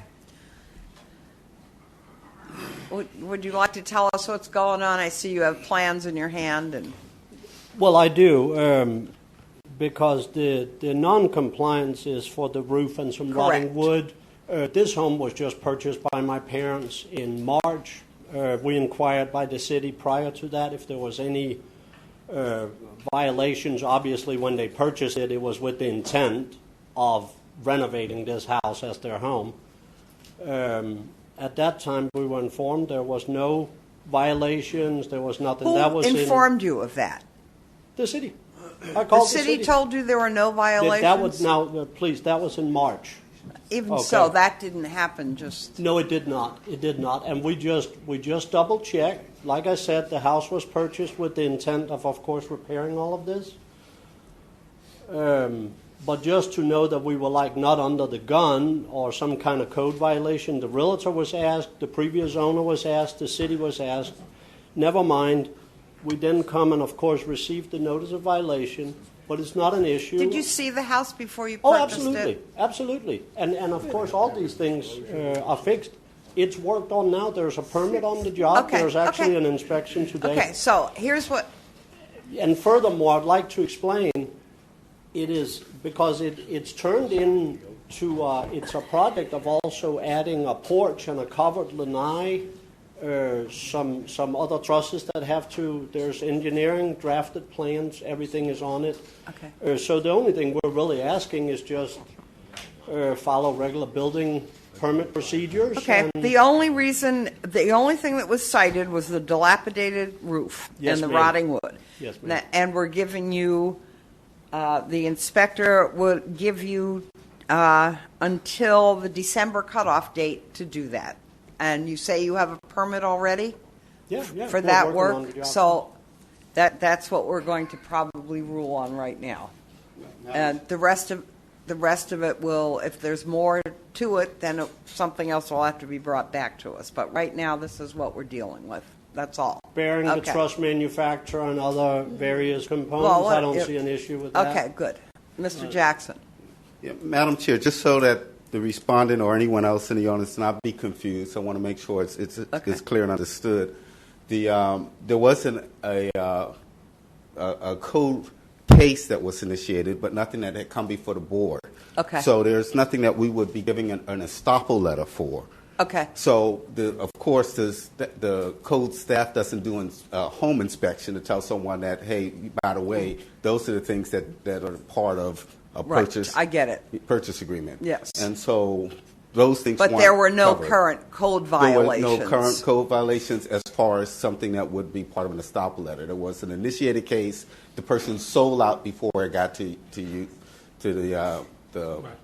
code board, and because they sold it prior to going to the code board, they probably even skirted the notice requirement that's in the statute. But that's an issue between the buyer and the seller. Actually, that doesn't concern us right now anyway. So the chair will entertain a motion to find respondent in noncompliance and order the respondent to come into compliance by the December 5th, 2018 cutoff date or be returned to the board for consideration of a fine of up to $1,000 per day. So Is there moved. such a motion? Second. Motion, Mr. Harrington, second, Mrs. Himes. All in favor say aye. Aye. Like sign opposed. Motion carries. So you have some time to go fix the roof. Thank you. Okay. All right, let's do case number 22 now. CEB 0918-105, Howard Taylor on Rybolt.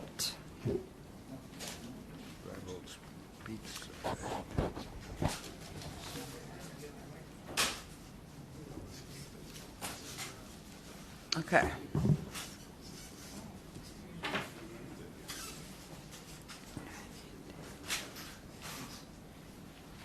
State your name and address, please. His name's Harold Taylor.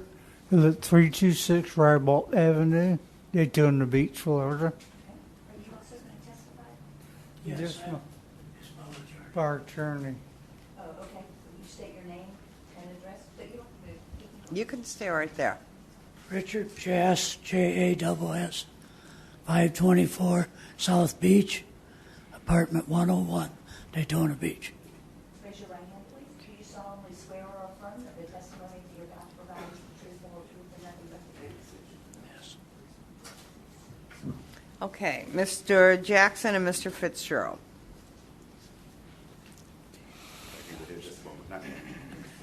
You don't have to just, Yeah, you're good right there. Okay. Madam Chair, members of the board, this is before you for determination of compliance or non-compliance. The inspectors, Mike Fitzgerald, Mr. Fitzgerald reports that this is simply what it says, a requirement to Paint for, the house. to paint the house. Right. And he's asking for a finding of non-compliance, and he believes that they can be in compliance by next cutoff. And I turn to Mr. Fitzgerald if you have any other factual questions. Okay.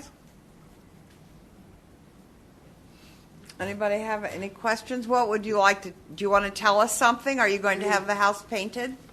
I have photos taken yesterday of the house being all redone. Oh, nice.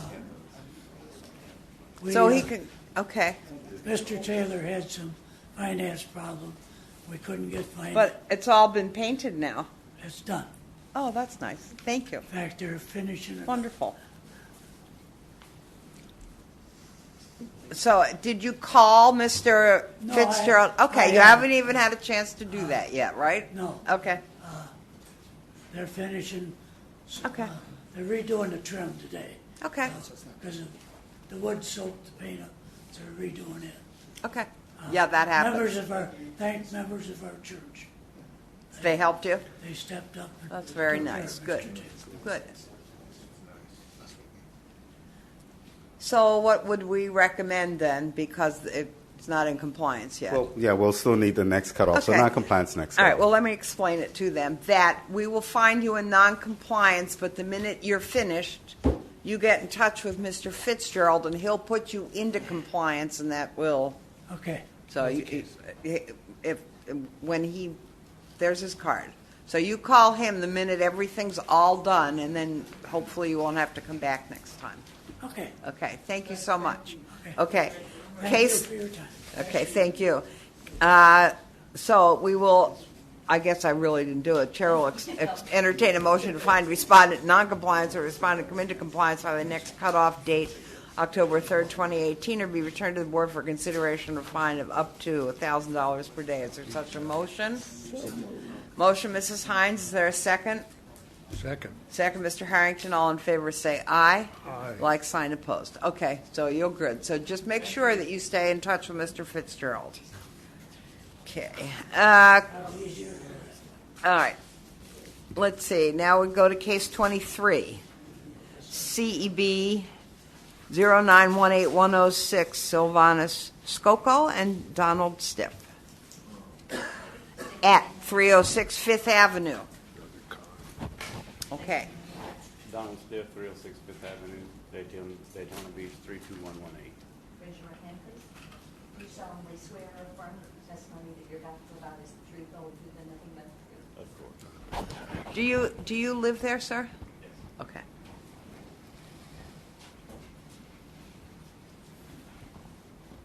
Madam Chair, members of the board, this is before you for determination of compliance or non-compliance. The inspector is Mike Fitzgerald. Mr. Fitzgerald reports that the property is currently in non-compliance.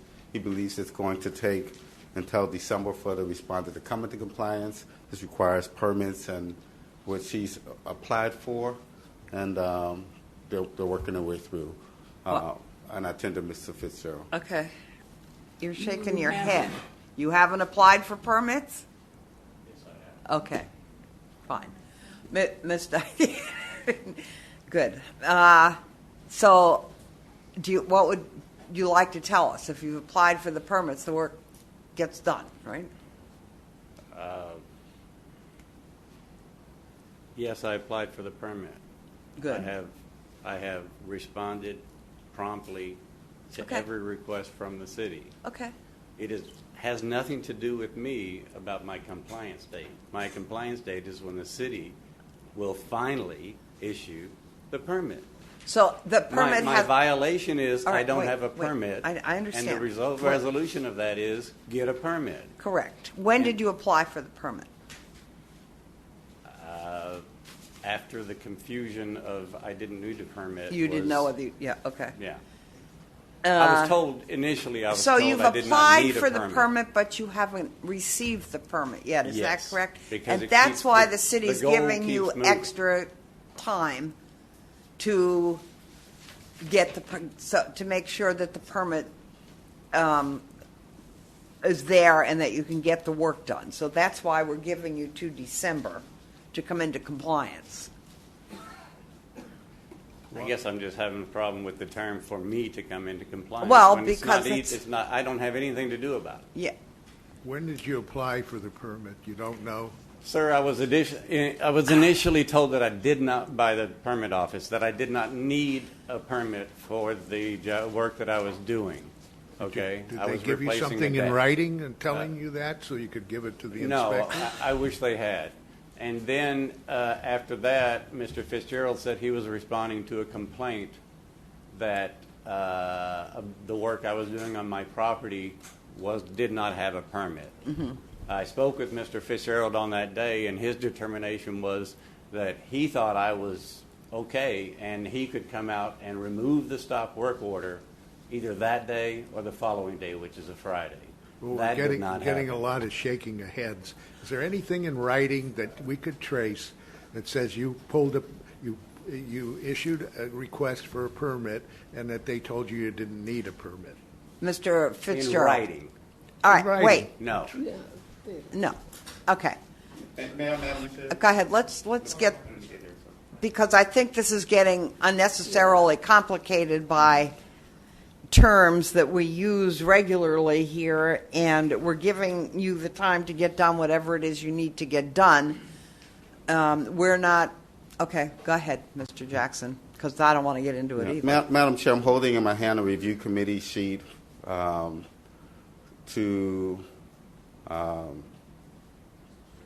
Coco Savannah, 306 Fifth Avenue, a zoning review from 9/6/2018, requesting corrections that's necessary for to be able to move forward with the permitting process. Okay. Does he understand? Do you understand, sir, what you need? Already done, ma'am. Okay. Already replied.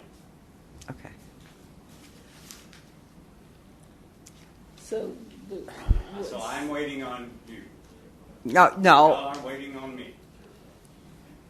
so in other words, Mr. Jackson, So the whenever city- he gets, excuse me, Go ahead, I'm whenever sorry. he gets the permit, then we're extending his time to December.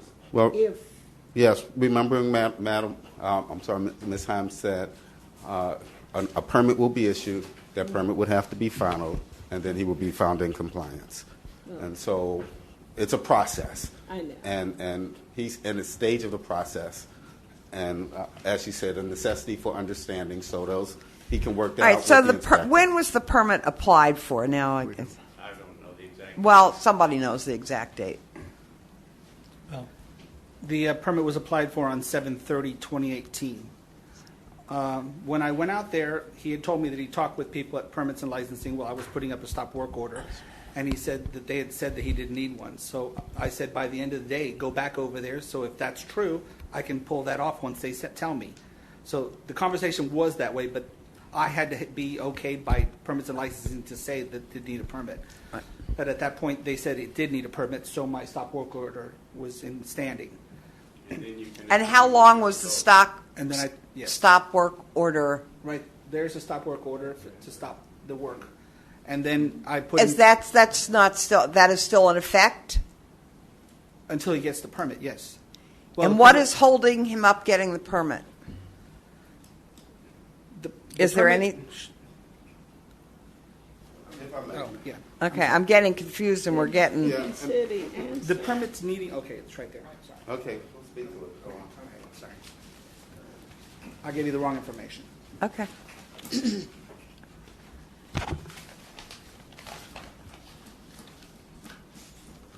The permit was applied for on 8/29.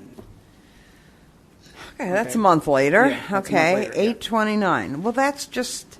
Okay, so that's just 2 weeks ago. Yes, sir. Yes, ma'am. At that point, it went through the review process.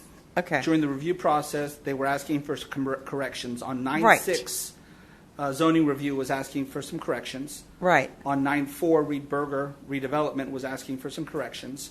And Ron Roberts on 9/7 was asking for other corrections. Okay.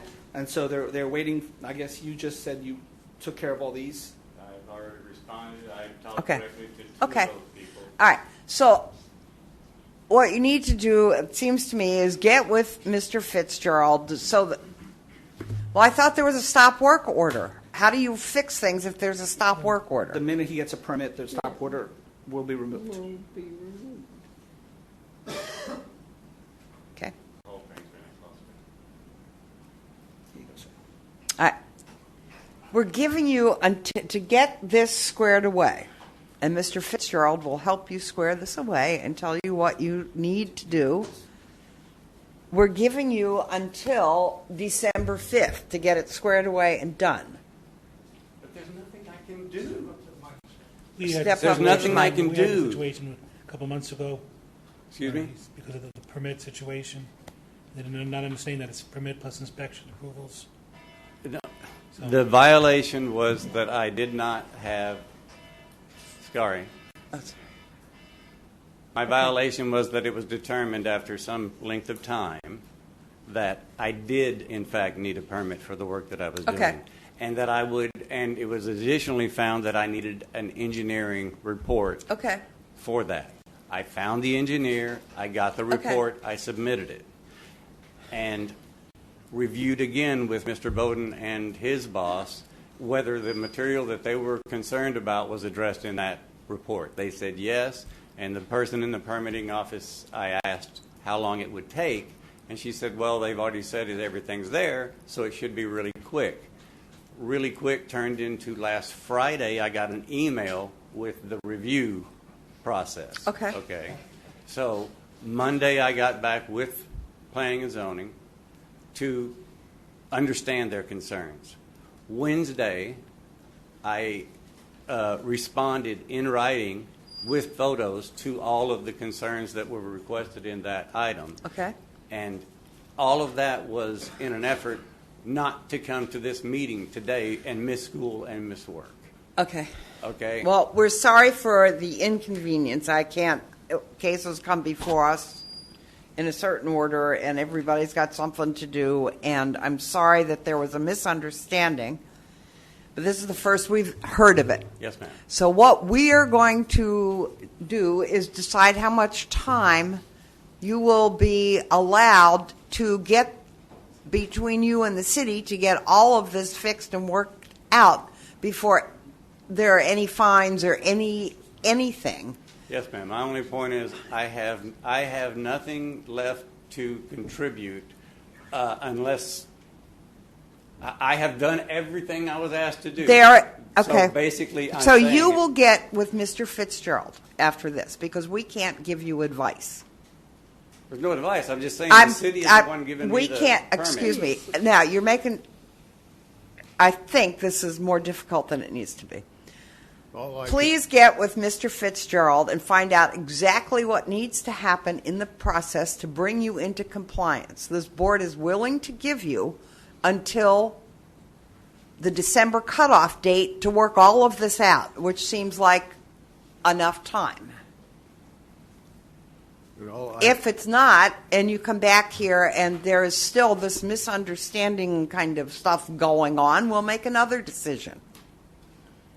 But it seems like right now, we don't need to do a whole lot other than find you in noncompliance because the permit, although it was applied for, there were corrections that needed to be made. No one's come out and inspected those. It's not corrections to the property. All right, It's just I don't questions. want. But all right. Mr. Jackson, can I say, he just needs to pick up the permit when it's ready And that's it. confer with Mr. Fitzgerald. He'll need to pick up the permit, then he'll need to get it Yeah. final. I guess if it's already done, that should be a simple 1-2 process, Yes. I would expect. As we all understand, permitting is a process. It's not just walk in and Correct. it's done. In many circumstances, this is a situation where it's a process. Requests come back from the various areas of disciplines of the city, and those things are reviewed, considered, and if he's done everything he can do, then great. I expect that the permit will be issued. Right. If there's some reason why they believe it won't, then they'll let them know that. Okay. And All if right. it's at the city's fault, of Right. course, we'll All give right. them the time to All get right. it taken care of. This- I make the motion Thank you. that Right. we extend it to December 5th cutoff. Right. Well, we could have So done you're that a making- half you're hour making- ago. You're making it extend, what was the motion again? Motion to find the respondent in noncompliance or respondent to come into compliance by the December cutoff date, When which you- is December 5th. Is there the motion was made Before- by? Before that, I would like to make, All right. state something. Let's have. Okay, go ahead.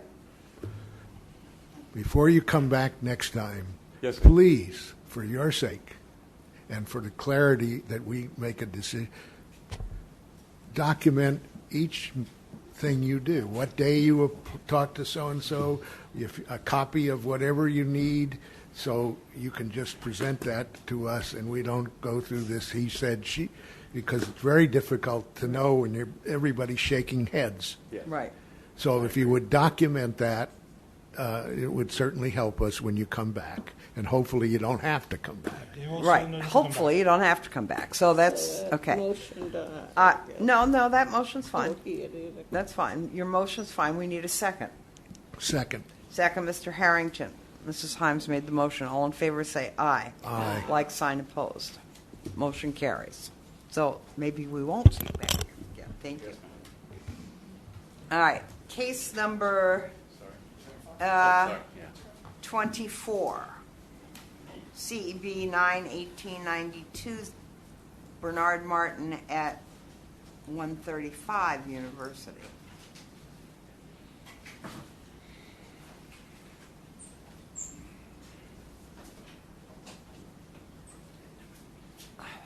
Good morning. State your name and address for the record. Yes, Bernard Martin, 135 University Boulevard, Daytona Beach. Your neighbor. Yes, ma'am. University. All right. Mr. Jackson and Mr. Alderman.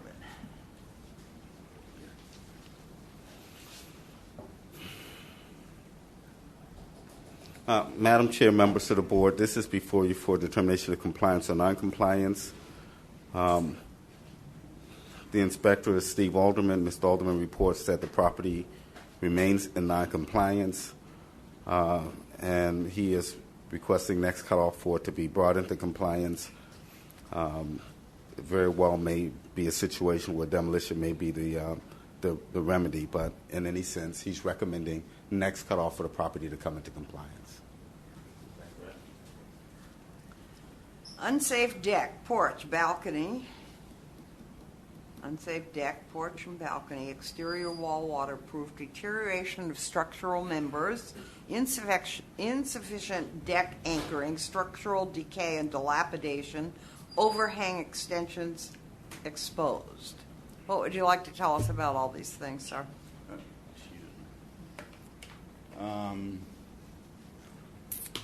Right there is the wall that people were referring to.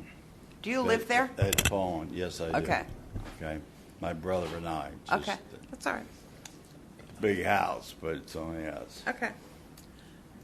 The storm knocked the wall down.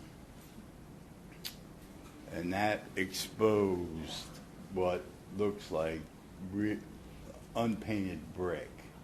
See, and right there, see that right there? That second floor is the door into the house. All right? So all that exposed there was where the wall was.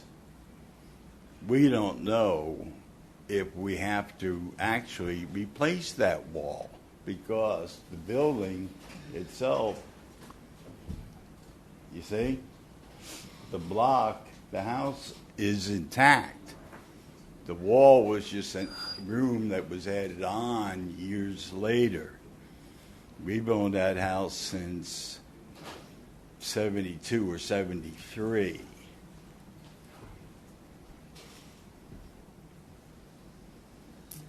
All right, there are a lot of issues here that need to be fixed. Well, what Today we're here to determine whether basically you fixed the issues that you were notified about or you haven't. And it doesn't appear we finished some. you finished some. Okay. I see there was a stop work order. Yeah. That's All right, not- we'll hear from Mr. Alderman, please. It's not listed on At least the- I got it today. Okay. You know. Oh, you got the stop work order today? Yes. Yesterday. All right, Mr. Now, Alderman, no, wait, just wait a second. Okay, Let me sure. ask, why was the stop work order issued? Just wait a second. You don't have to go too far. Just let him so he can get to the mic. Good morning, Ms. Speaker, members Good of the morning. board. Steve Alderman, my Neighborhood Services Inspector. My credentials are on file for the record. This is a complicated case, and I will tell you that I actually made my first visit on February 22, talked to Mr. Martin, and he told me that it was a FEMA issue that he was waiting for determination on. Then on March 6th, I went over there and nothing had been done. There was no safety perimeter. It was pretty much a hazardous situation. So I ended up setting the notice of violation on the 6th. He received the green card on March 27th, so he's had plenty of time for the notice. The structural wall fell. Overhangs are rotting, fascia. There's a number of issues, and that's been an old structure that's had issues since back when I was here in 2007. And they have gotten worse. I had verbal contact with Mr. Martin on 2/22 and 3/6. I attempted on 7/28, and I posted it yesterday because none of the work has been with a licensed contractor or with a permit. And by some of the photos, you can see that the supporting systems for the porch that holds up the overhang roof on the top are half off of the actual concrete supporting system. So nothing has really been done adequately or safely or by a professional. Okay. And I assume you've made Mr. Martin aware of this. Well, yesterday I went over there, and I'll be honest with you, I'm a little bit nervous to go up the stairs myself. I don't weigh that much, but it's part of that whole system that's on that face of the wall where the wall fell. And without adequate support of the beams, the whole thing is... How do you get in and out of the house, sir? The stairs. Okay. All right. Okay. On that, No, wait a second. I want to let Mr. Alderman finish, and then we'll get back to you. Go ahead. I posted it simply because none of the work was adequate, and that's where I Okay. stand, and I will be. And he understands that. Well, I haven't been able to talk to him yet. Okay. Usually, when I see the white car out there, he's there. Uh-huh. But I have been there a number of times without any contact. Okay. With photos. Okay. All right. Now, Mr. Martin. Yes. You understand what the issues are here? Yes. Okay. And the reason why, those are, if we can go back to the original, those are 8x8s. That's the original wall, right? Who keeps tilting this thing? It's on a loop, sir. It's on a loop. It does automatically? Yeah. Okay. So there's the wall, Yeah. all right?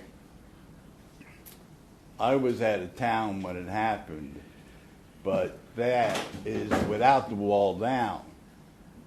I called Waste Pro and had the biggest thumps that they got.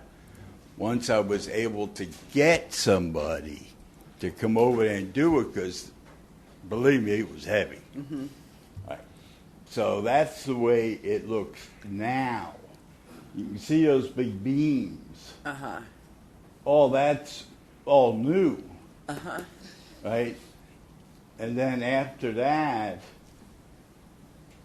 you go down the steps, and what's needed is one. I don't know what. I don't know what it's can't, called. we don't rule on what is needed, how it's supposed to be done. That these are all permit issues, licensing issues, then there are inspection issues, Right. and you need to work with your code enforcement officer to find out exactly what it is you need to do. You are here today because we're here because your code inspector found you all these violations, and we're here today to decide whether those exist. And as far as I can tell from what Mr. Alderman is saying and his expertise, that these issues actually do, and from what we're looking at, these issues do exist. So that's what we're here today to do. There are some. Well, I know. There's no we know doubt there are about it, some, and that's you know? what we need you to get with him to figure out what you need to do to fix these things. That's all. All right. It's just like when it rains, it pours, so to speak, in everybody's lives. We can use that terminology. That besides that, the grass, I think one time came by, my brother said something about. And Could I ask my, how long? not a landscaper, 1031? a grass mower, he has a stroke.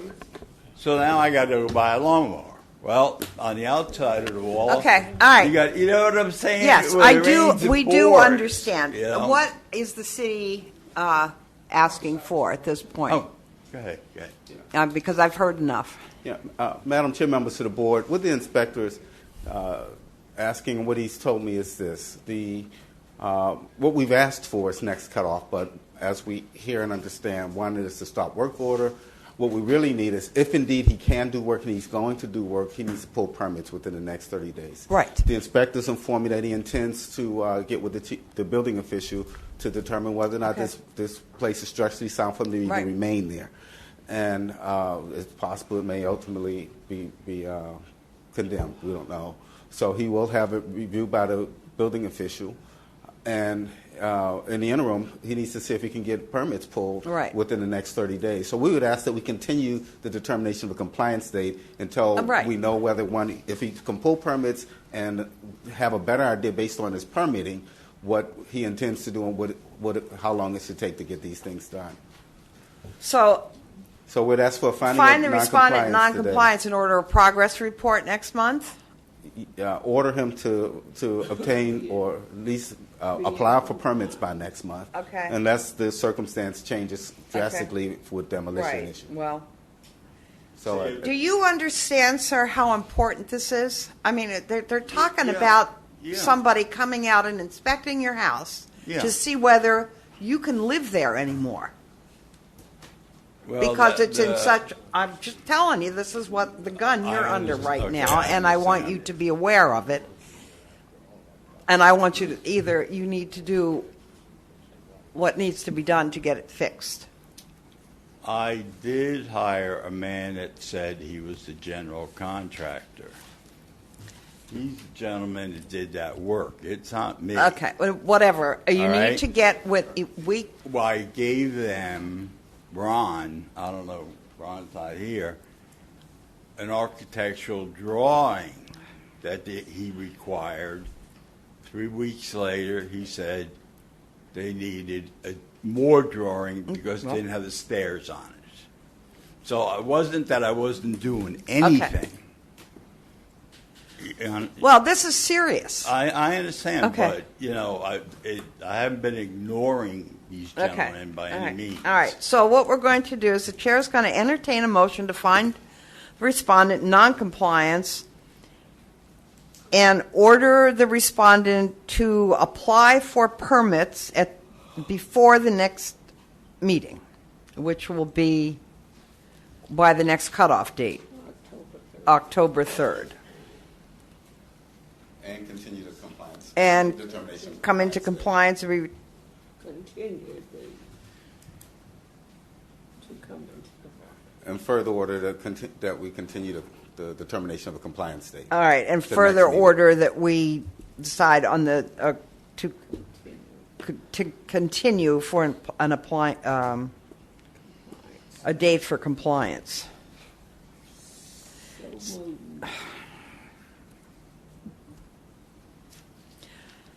Okay, so we're finding the respondent in noncompliance. We're ordering you to go get permits, and then we will determine a compliance date. That's what we're doing at the next meeting. Is it my understanding from the inspector that at the next meeting, there's to be some determination by whatever group that this can be even done or not? Or are we just Right, going to... that's what we're gonna We're not find going out. to just repeat what we've just done, are we? Yeah, that's the intent, is to notify the building official and determine whatever he Is tells 2 us. weeks enough time, Tony? I'm sorry? Is 2 weeks enough time, or we need them to go to the end of October for them to get out and do all this stuff? I would expect I'm looking to, I would expect it's enough time for at least the building official to All right. to decide whether or not Okay. it's something. All right, so 10-3. Okay. Yeah, 'cause I just don't want to go through this whole No, we're thing not and going- wind up Right. doing it again. Right. So it'll be up to the city to Correct. get on. Yeah, do then it. if that's the case, then it's not coming back here. Yeah. Okay. All right, so we have a motion by Mrs. Himes. Do we have a second? Second. Mr. Harrington's a second. All in favor say aye.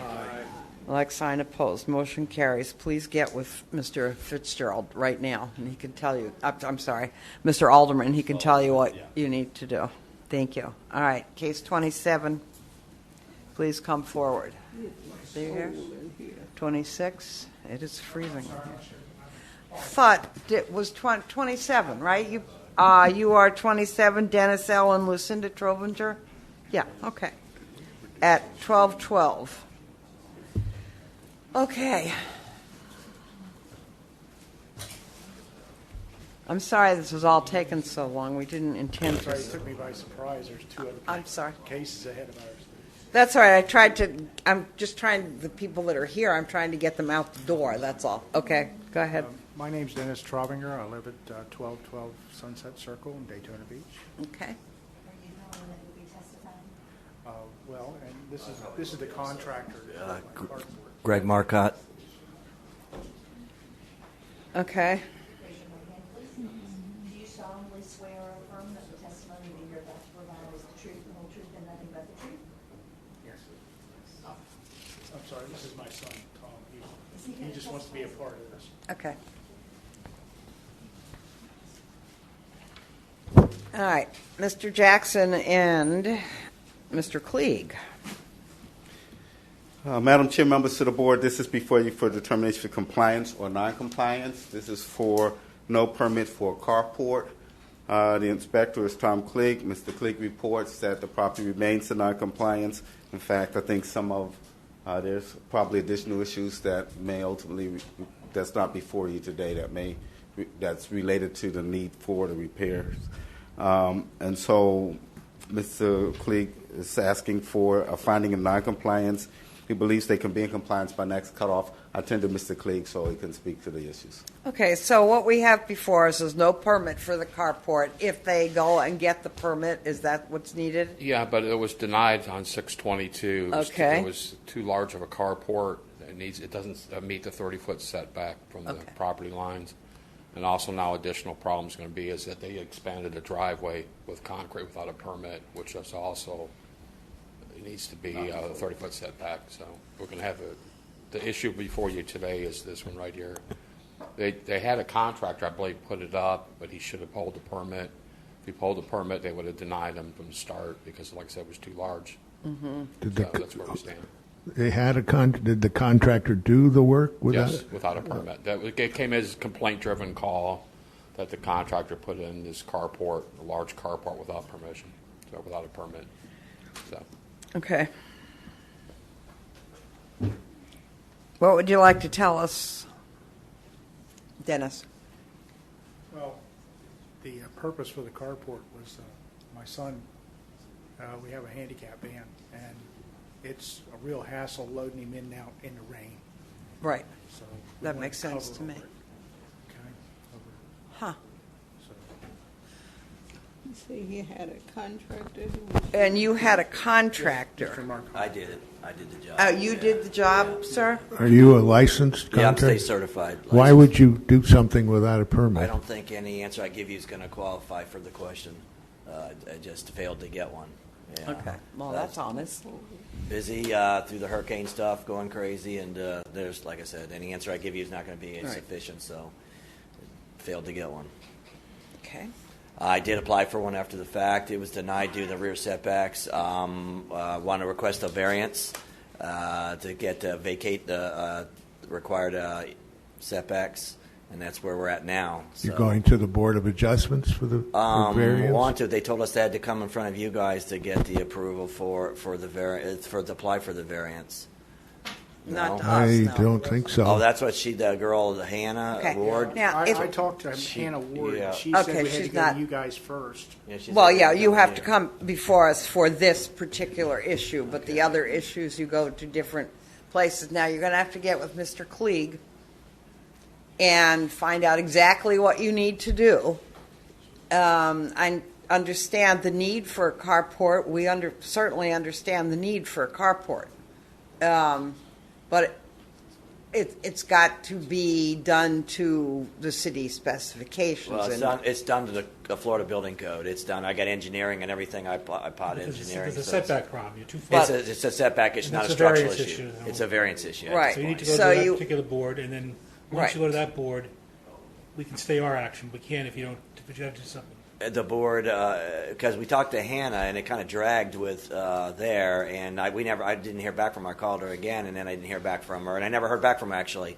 I think he heard back from her, and I talked to her in person. yeah, I think he went down there finally and talked to her in person. So that's why it's kind of, and she kind of said, well, it doesn't necessarily conform with the neighborhood. It's a 1961 neighborhood. There's stuff built all over the place over there. Not that it has anything to do with our situation. Right, There's carports and that's everywhere. unfortunately Yeah, the it's truth. like a Heinz Right. 57 of everything up Right. there because it's an old neighborhood. Right. And there's no covenants out there. There's not a deed restricted community Okay. out there. The setbacks go. Everybody, let's follow the setbacks. Yeah.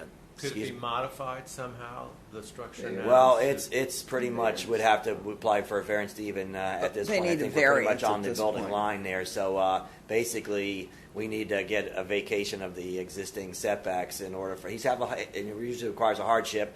And I've done variances before, and I've never really had much hardships and got them approved. But he actually has a legit, real, Right. genuine hardship. Have you know? talked to the neighbors? Are they willing to? They actually all liked it, Neighbors all and they all liked it and told them it looked nice. Well, yeah, then we had all the shouldn't positive have any stuff. problem at the board. Well, the problem evidently it was complaint driven, so some neighbor has a problem. Whether he has a problem or not, that's another board to decide. The issue is right now is non-compliance. Right, yes. Correct. And he needs to find out if he goes to the board and the board needs. He just needs to be clear. You need to find out from Mr. Klieg what your next steps need to be. Well, they told us we had to go to Hannah Ward. Went to Hannah Ward, and she's kind of been. She's like has that power over making yes or no All right, determinations. Okay, let Mr. Jackson address this, please. Yes, Madam Chair, members of the board. The inspector has informed me that of course, this is everyone's already saying it. It's needs to be resolved through zoning, Right. And they have been involved and been talking with zoning. Okay. And they're right. They need Hannah's the representative for the Board of Adjustment. I understand the staff representative. So wherever they're getting the slowdown, they need to work their way through the zoning division, that division, and get what they need. Right. So we've historically allowed time if someone is allowed a variance. So the first thing you need to know is this something they can get, even apply for a variance. I believe that answer is yes. Okay. And so if indeed they can, then they can apply. We'll allow them the time to go before the variance board and get a ruling and make a determination from that point forward. But I think that's our status right now. They are in noncompliance. Right. And so we'd ask for finding of noncompliance. And if they intend on applying for a variance, then if we can get a progress report. I know it used to be, it was like the last Thursday of the month or something, or something. I don't know like when that, it is, yeah. As far as the application Sometime, deadline, right. not a part of the month. Oh, okay. So to even know that they've applied and going forward, I think we probably want to get a progress report just to know that they indeed are moving forward.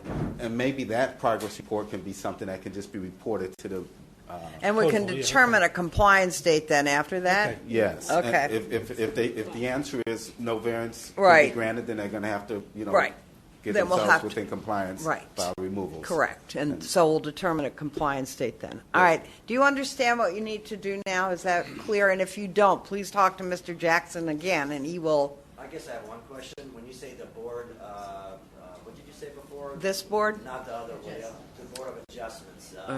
Is that something that we do after Hannah gives us the nod? Yes, I can't give you advice on that. Mr. Jackson can tell you, and Mr. Klee can probably tell you, but we can't. So I think our holdback really is Hannah seems to be bent on the fact that she thinks it's non-conforming to the neighborhood. There is no conformity to that neighborhood whatsoever. Well, that's okay, and that's not something So that I we don't know, can. who goes over her head? Is there somebody that you? Board of Adjustments. Excuse me?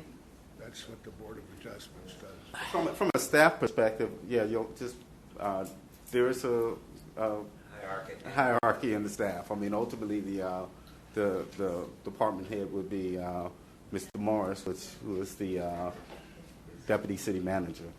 So, but yeah, you'll be able to, if you make a phone call and ask the question, then you want to be able to tell you who you should be talking to next, if it's not Hannah. I'm sorry. Okay. And it's being suggested probably Dennis. How do you say his last name? Morozak. Is he with zoning? Yes. Yeah. I know Dennis. Okay, well then I. Can we get a motion? Okay. Yeah. Work your way through that process. If indeed you can, then wonderful. If you can't, we'll have to do whatever. So Dennis is above her. What's he? In that chain of I know. yeah. Okay. Oh, okay. All right. Okay, so what we're going to do, what I'm going to propose is we entertain a motion I will entertain a motion to find the respondent in noncompliance and order a progress report at the next meeting to see where we are in this process. And at that time, we will also set a compliance date if everything's moving forward or not moving forward. We'll figure out what we're doing at the next meeting, basically. Okay. So is there such a motion? Mrs. Himes, second. Mr. Jones, all in favor say aye. Like sign opposed. Motion carries. So I just hope that you're all clear. We've been proactive from the I don't mean that you're not being proactive. I just want you to be able to get this fixed by following the right steps and to know what those are. And unfortunately, we can't give you advice onto how to do that, but just keep pursuing it. I'm sure you'll get help. Okay? Thank you very much. Thank you. Madam Chairman, a question. Did we skip? Yes, we number did. 20? When we took a break, I just asked the people that were here to come up and tell me what case numbers. Okay. So now we're going back because none of these people are here. So that would be case 20. CEB 0918102, Janine Brown. So these people aren't here, all these cases. Madam Chair, members of the board, this is before you for determination of compliance or non-compliance. The inspector is Mark Jones. Mr. Jones reports that this property remains in non-compliance. He's had no contact with the respondent as of my last conversation with him. In fact, to Mr. Jones, the property appears that it may even be abandoned. But he's asking for a finding of non-compliance, next cut off to come into compliance. Okay. Questions? Chair will entertain a motion to find respondent in non-compliance or respondent come into compliance by 10/3/2018 and be returned to the board for consideration of up to $1,000 per day. Is there such a motion? So moved. Okay, with motion, Mr. Harrington, second, Ms. Himes, all in favor say aye. Like sign opposed. Motion carries. We have, so that she was a no-show. 25. 25.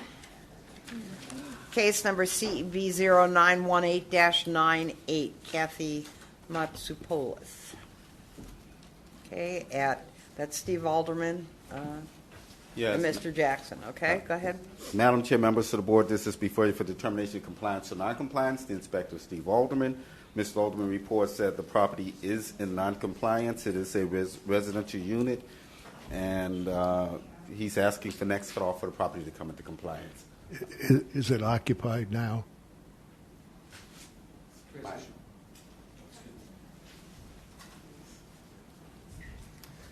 To answer your question, it is in transition. The tenant is supposedly 75% out, which I believe Ms. Montopoulos. But anyway, I found this on 319. It's a CRM complaint, renting without a license. Letter was sent out 3/9, green card back at 3/27. I've had numerous inspections and contacts with the owner, and the most recent being 9/10. And Kathy has paid the fines or fees for the BT and the rental. And all she's waiting for is the inspection by the rental department, and I expect that to happen. Okay. Thank you. All right, the chair will entertain a motion to find respondent non-compliance or respondent to come into compliance by the next cutoff date or be returned to the board for consideration of a fine of up to $1,000 per day. Is there such a motion? So moved. Motion, Mrs. Himes, second. Second. Second, Mr. Harrington. All in favor say aye. Aye. Like sign opposed. Okay. 26. 26. CEB 0918-114 at 441 Nautilus. P.D. Miller. This is before you for compliance or non-compliance. Inspector Steve Alderman. He says he reports it's in non-compliance and asks that you give the respondent till next cutoff to come into compliance. Again, Are there people in there? Pardon? Are there people in there? Yes, it is rented again. Okay. Again, my perpetual question is, what's happened in almost a year? Well, I found this in January 31st, 2018. Owner's P.D. Miller. No license, and he owed a number of back fees. I had a few. It was basically a CRM complaint by the tenant at the time. So I went in and did my inspection, found a few issues, and I just inspected that 9/12 and verified the payment of the back fees. And he has very few little issues that are basically taken up, so non-compliance next cutoff, please. Okay. Thank you. All right. The chair will entertain a motion to find respondent in non-compliance or respondent come into compliance by October 3rd, 2018, or be returned to the board for consideration of a fine of up to $1,000 per day. Is there such a motion? Second. Motion, Mrs. Himes. Second, Mr. Harrington. All in favor say aye. Like sign opposed. Motion carries. 26, 27. I think we're almost there. We just have 29 and 30. All right. C29. CEB 0918-113 Rental Properties LLC at 1441 Illinois Street. Mr. Klieg and Mr. Jackson. Madam Chair, members of the board, number 20. This is before you for determination of compliance or non-compliance. The inspector is Tom Clegg. Mr. Clegg reports that the property is currently in non-compliance. He's asking for next cutoff of the property to come into compliance. I tender Mr. Clegg. Okay. Yeah, 29. 1441 Illinois Street. Yeah, that's, yeah. 29. Okay.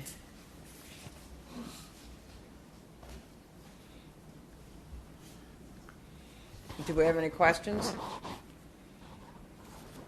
Have you had contact with them? Yes. Okay. It's squatters living in there. Oh. And, You had yeah. contact with the squatters. Huh? No, they said they're property managers of the property. And I talked to the owner in Washington State. He says, no, they're former people that did maintenance work for him. So they're living in this place with no water and a collapsed roof. So Okay. And what is the owner? Where is the owner? Did you State say? of Washington. Washington And State. he doesn't have an opportunity to come down here and get them evicted or deal with them through the police. Tom, is the power on for this No, place? no power, no water. But he still has the power to do that, Yes, yes. to get it shut off. So what are you asking him to do? What shut off? What are you- It's already off. There's no water or electric on there. There's nothing on. So these people have broken in? They're former, basically they're squatters. They're former maintenance people. They live out of the front door. Supposed to be police issues Well- with drugs. Okay, but that's not even on here. What's not on here? Yeah, the squatter issue. No. It just says failure to maintain roof and maintain water. Right. It's at the time of the incident. I found. But that's okay. That's not a problem. What my concern is that this man doesn't. I live in Washington. I can't do anything about it. That's just unacceptable to me. I'm certainly willing to find him in noncompliance, but we are cutting his grass. Madam Chair, we will work on the squatter issue, but okay. The squatter issue itself is not a code violation. Okay. It's a police issue? Yeah, that's Officer Jasmine issue. Okay. Well then, we'll just work on this issue. The chair will entertain a motion to find respondent in noncompliance or respondent come into compliance by 10/3/2018 or be returned to the board for consideration of a fine of up to $1,000 per day. Such a motion? So moved. Mrs. Himes, second. Mr. Jones, all in favor say aye. Like sign opposed. All right. Number 30, case 30, CEB 0918-108. Madam Chair, members of the board, this is before you for determination of compliance or non-compliance. The inspector is Tom Clegg. Mr. Clegg reports that the property is now in compliance, but he's asking for a finding of compliance, non-compliance, compliance. Okay. The will find effect. Or repeat violation effect. I like repeat violation. So it is in compliance now. Yes. So it's in compliance now? Yes. So the chair will entertain a motion to find respondent Non-compliance. previously in noncompliance but currently in compliance, and for any future violation be returned to a subsequent meeting for consideration of a fine of up to $5,000 per occurrence. Is that it? All right. And that's just if he has another junk vehicle. Right, that's just if there's another junk vehicle. Okay. Motion, Mrs. Himes, second. Second. Mr. Harrington, all in favor say aye. Like sign opposed, motion carries. All right, any miscellaneous business? Just, we may have two new members on the Car- board here yeah. next time. We could probably just have a few minutes. Joan's going to give them a packet of stuff. If they have any questions before we start our meeting next week, we could just allow them to ask any questions, Madam Okay. Chairman. They may All right. not have anything, but if we have to do it, I'd like to do it for the meeting. All right, and the other thing is I wanted to talk about CodeStat. There's evidently something called CodeStat, like CompStat. Is that true?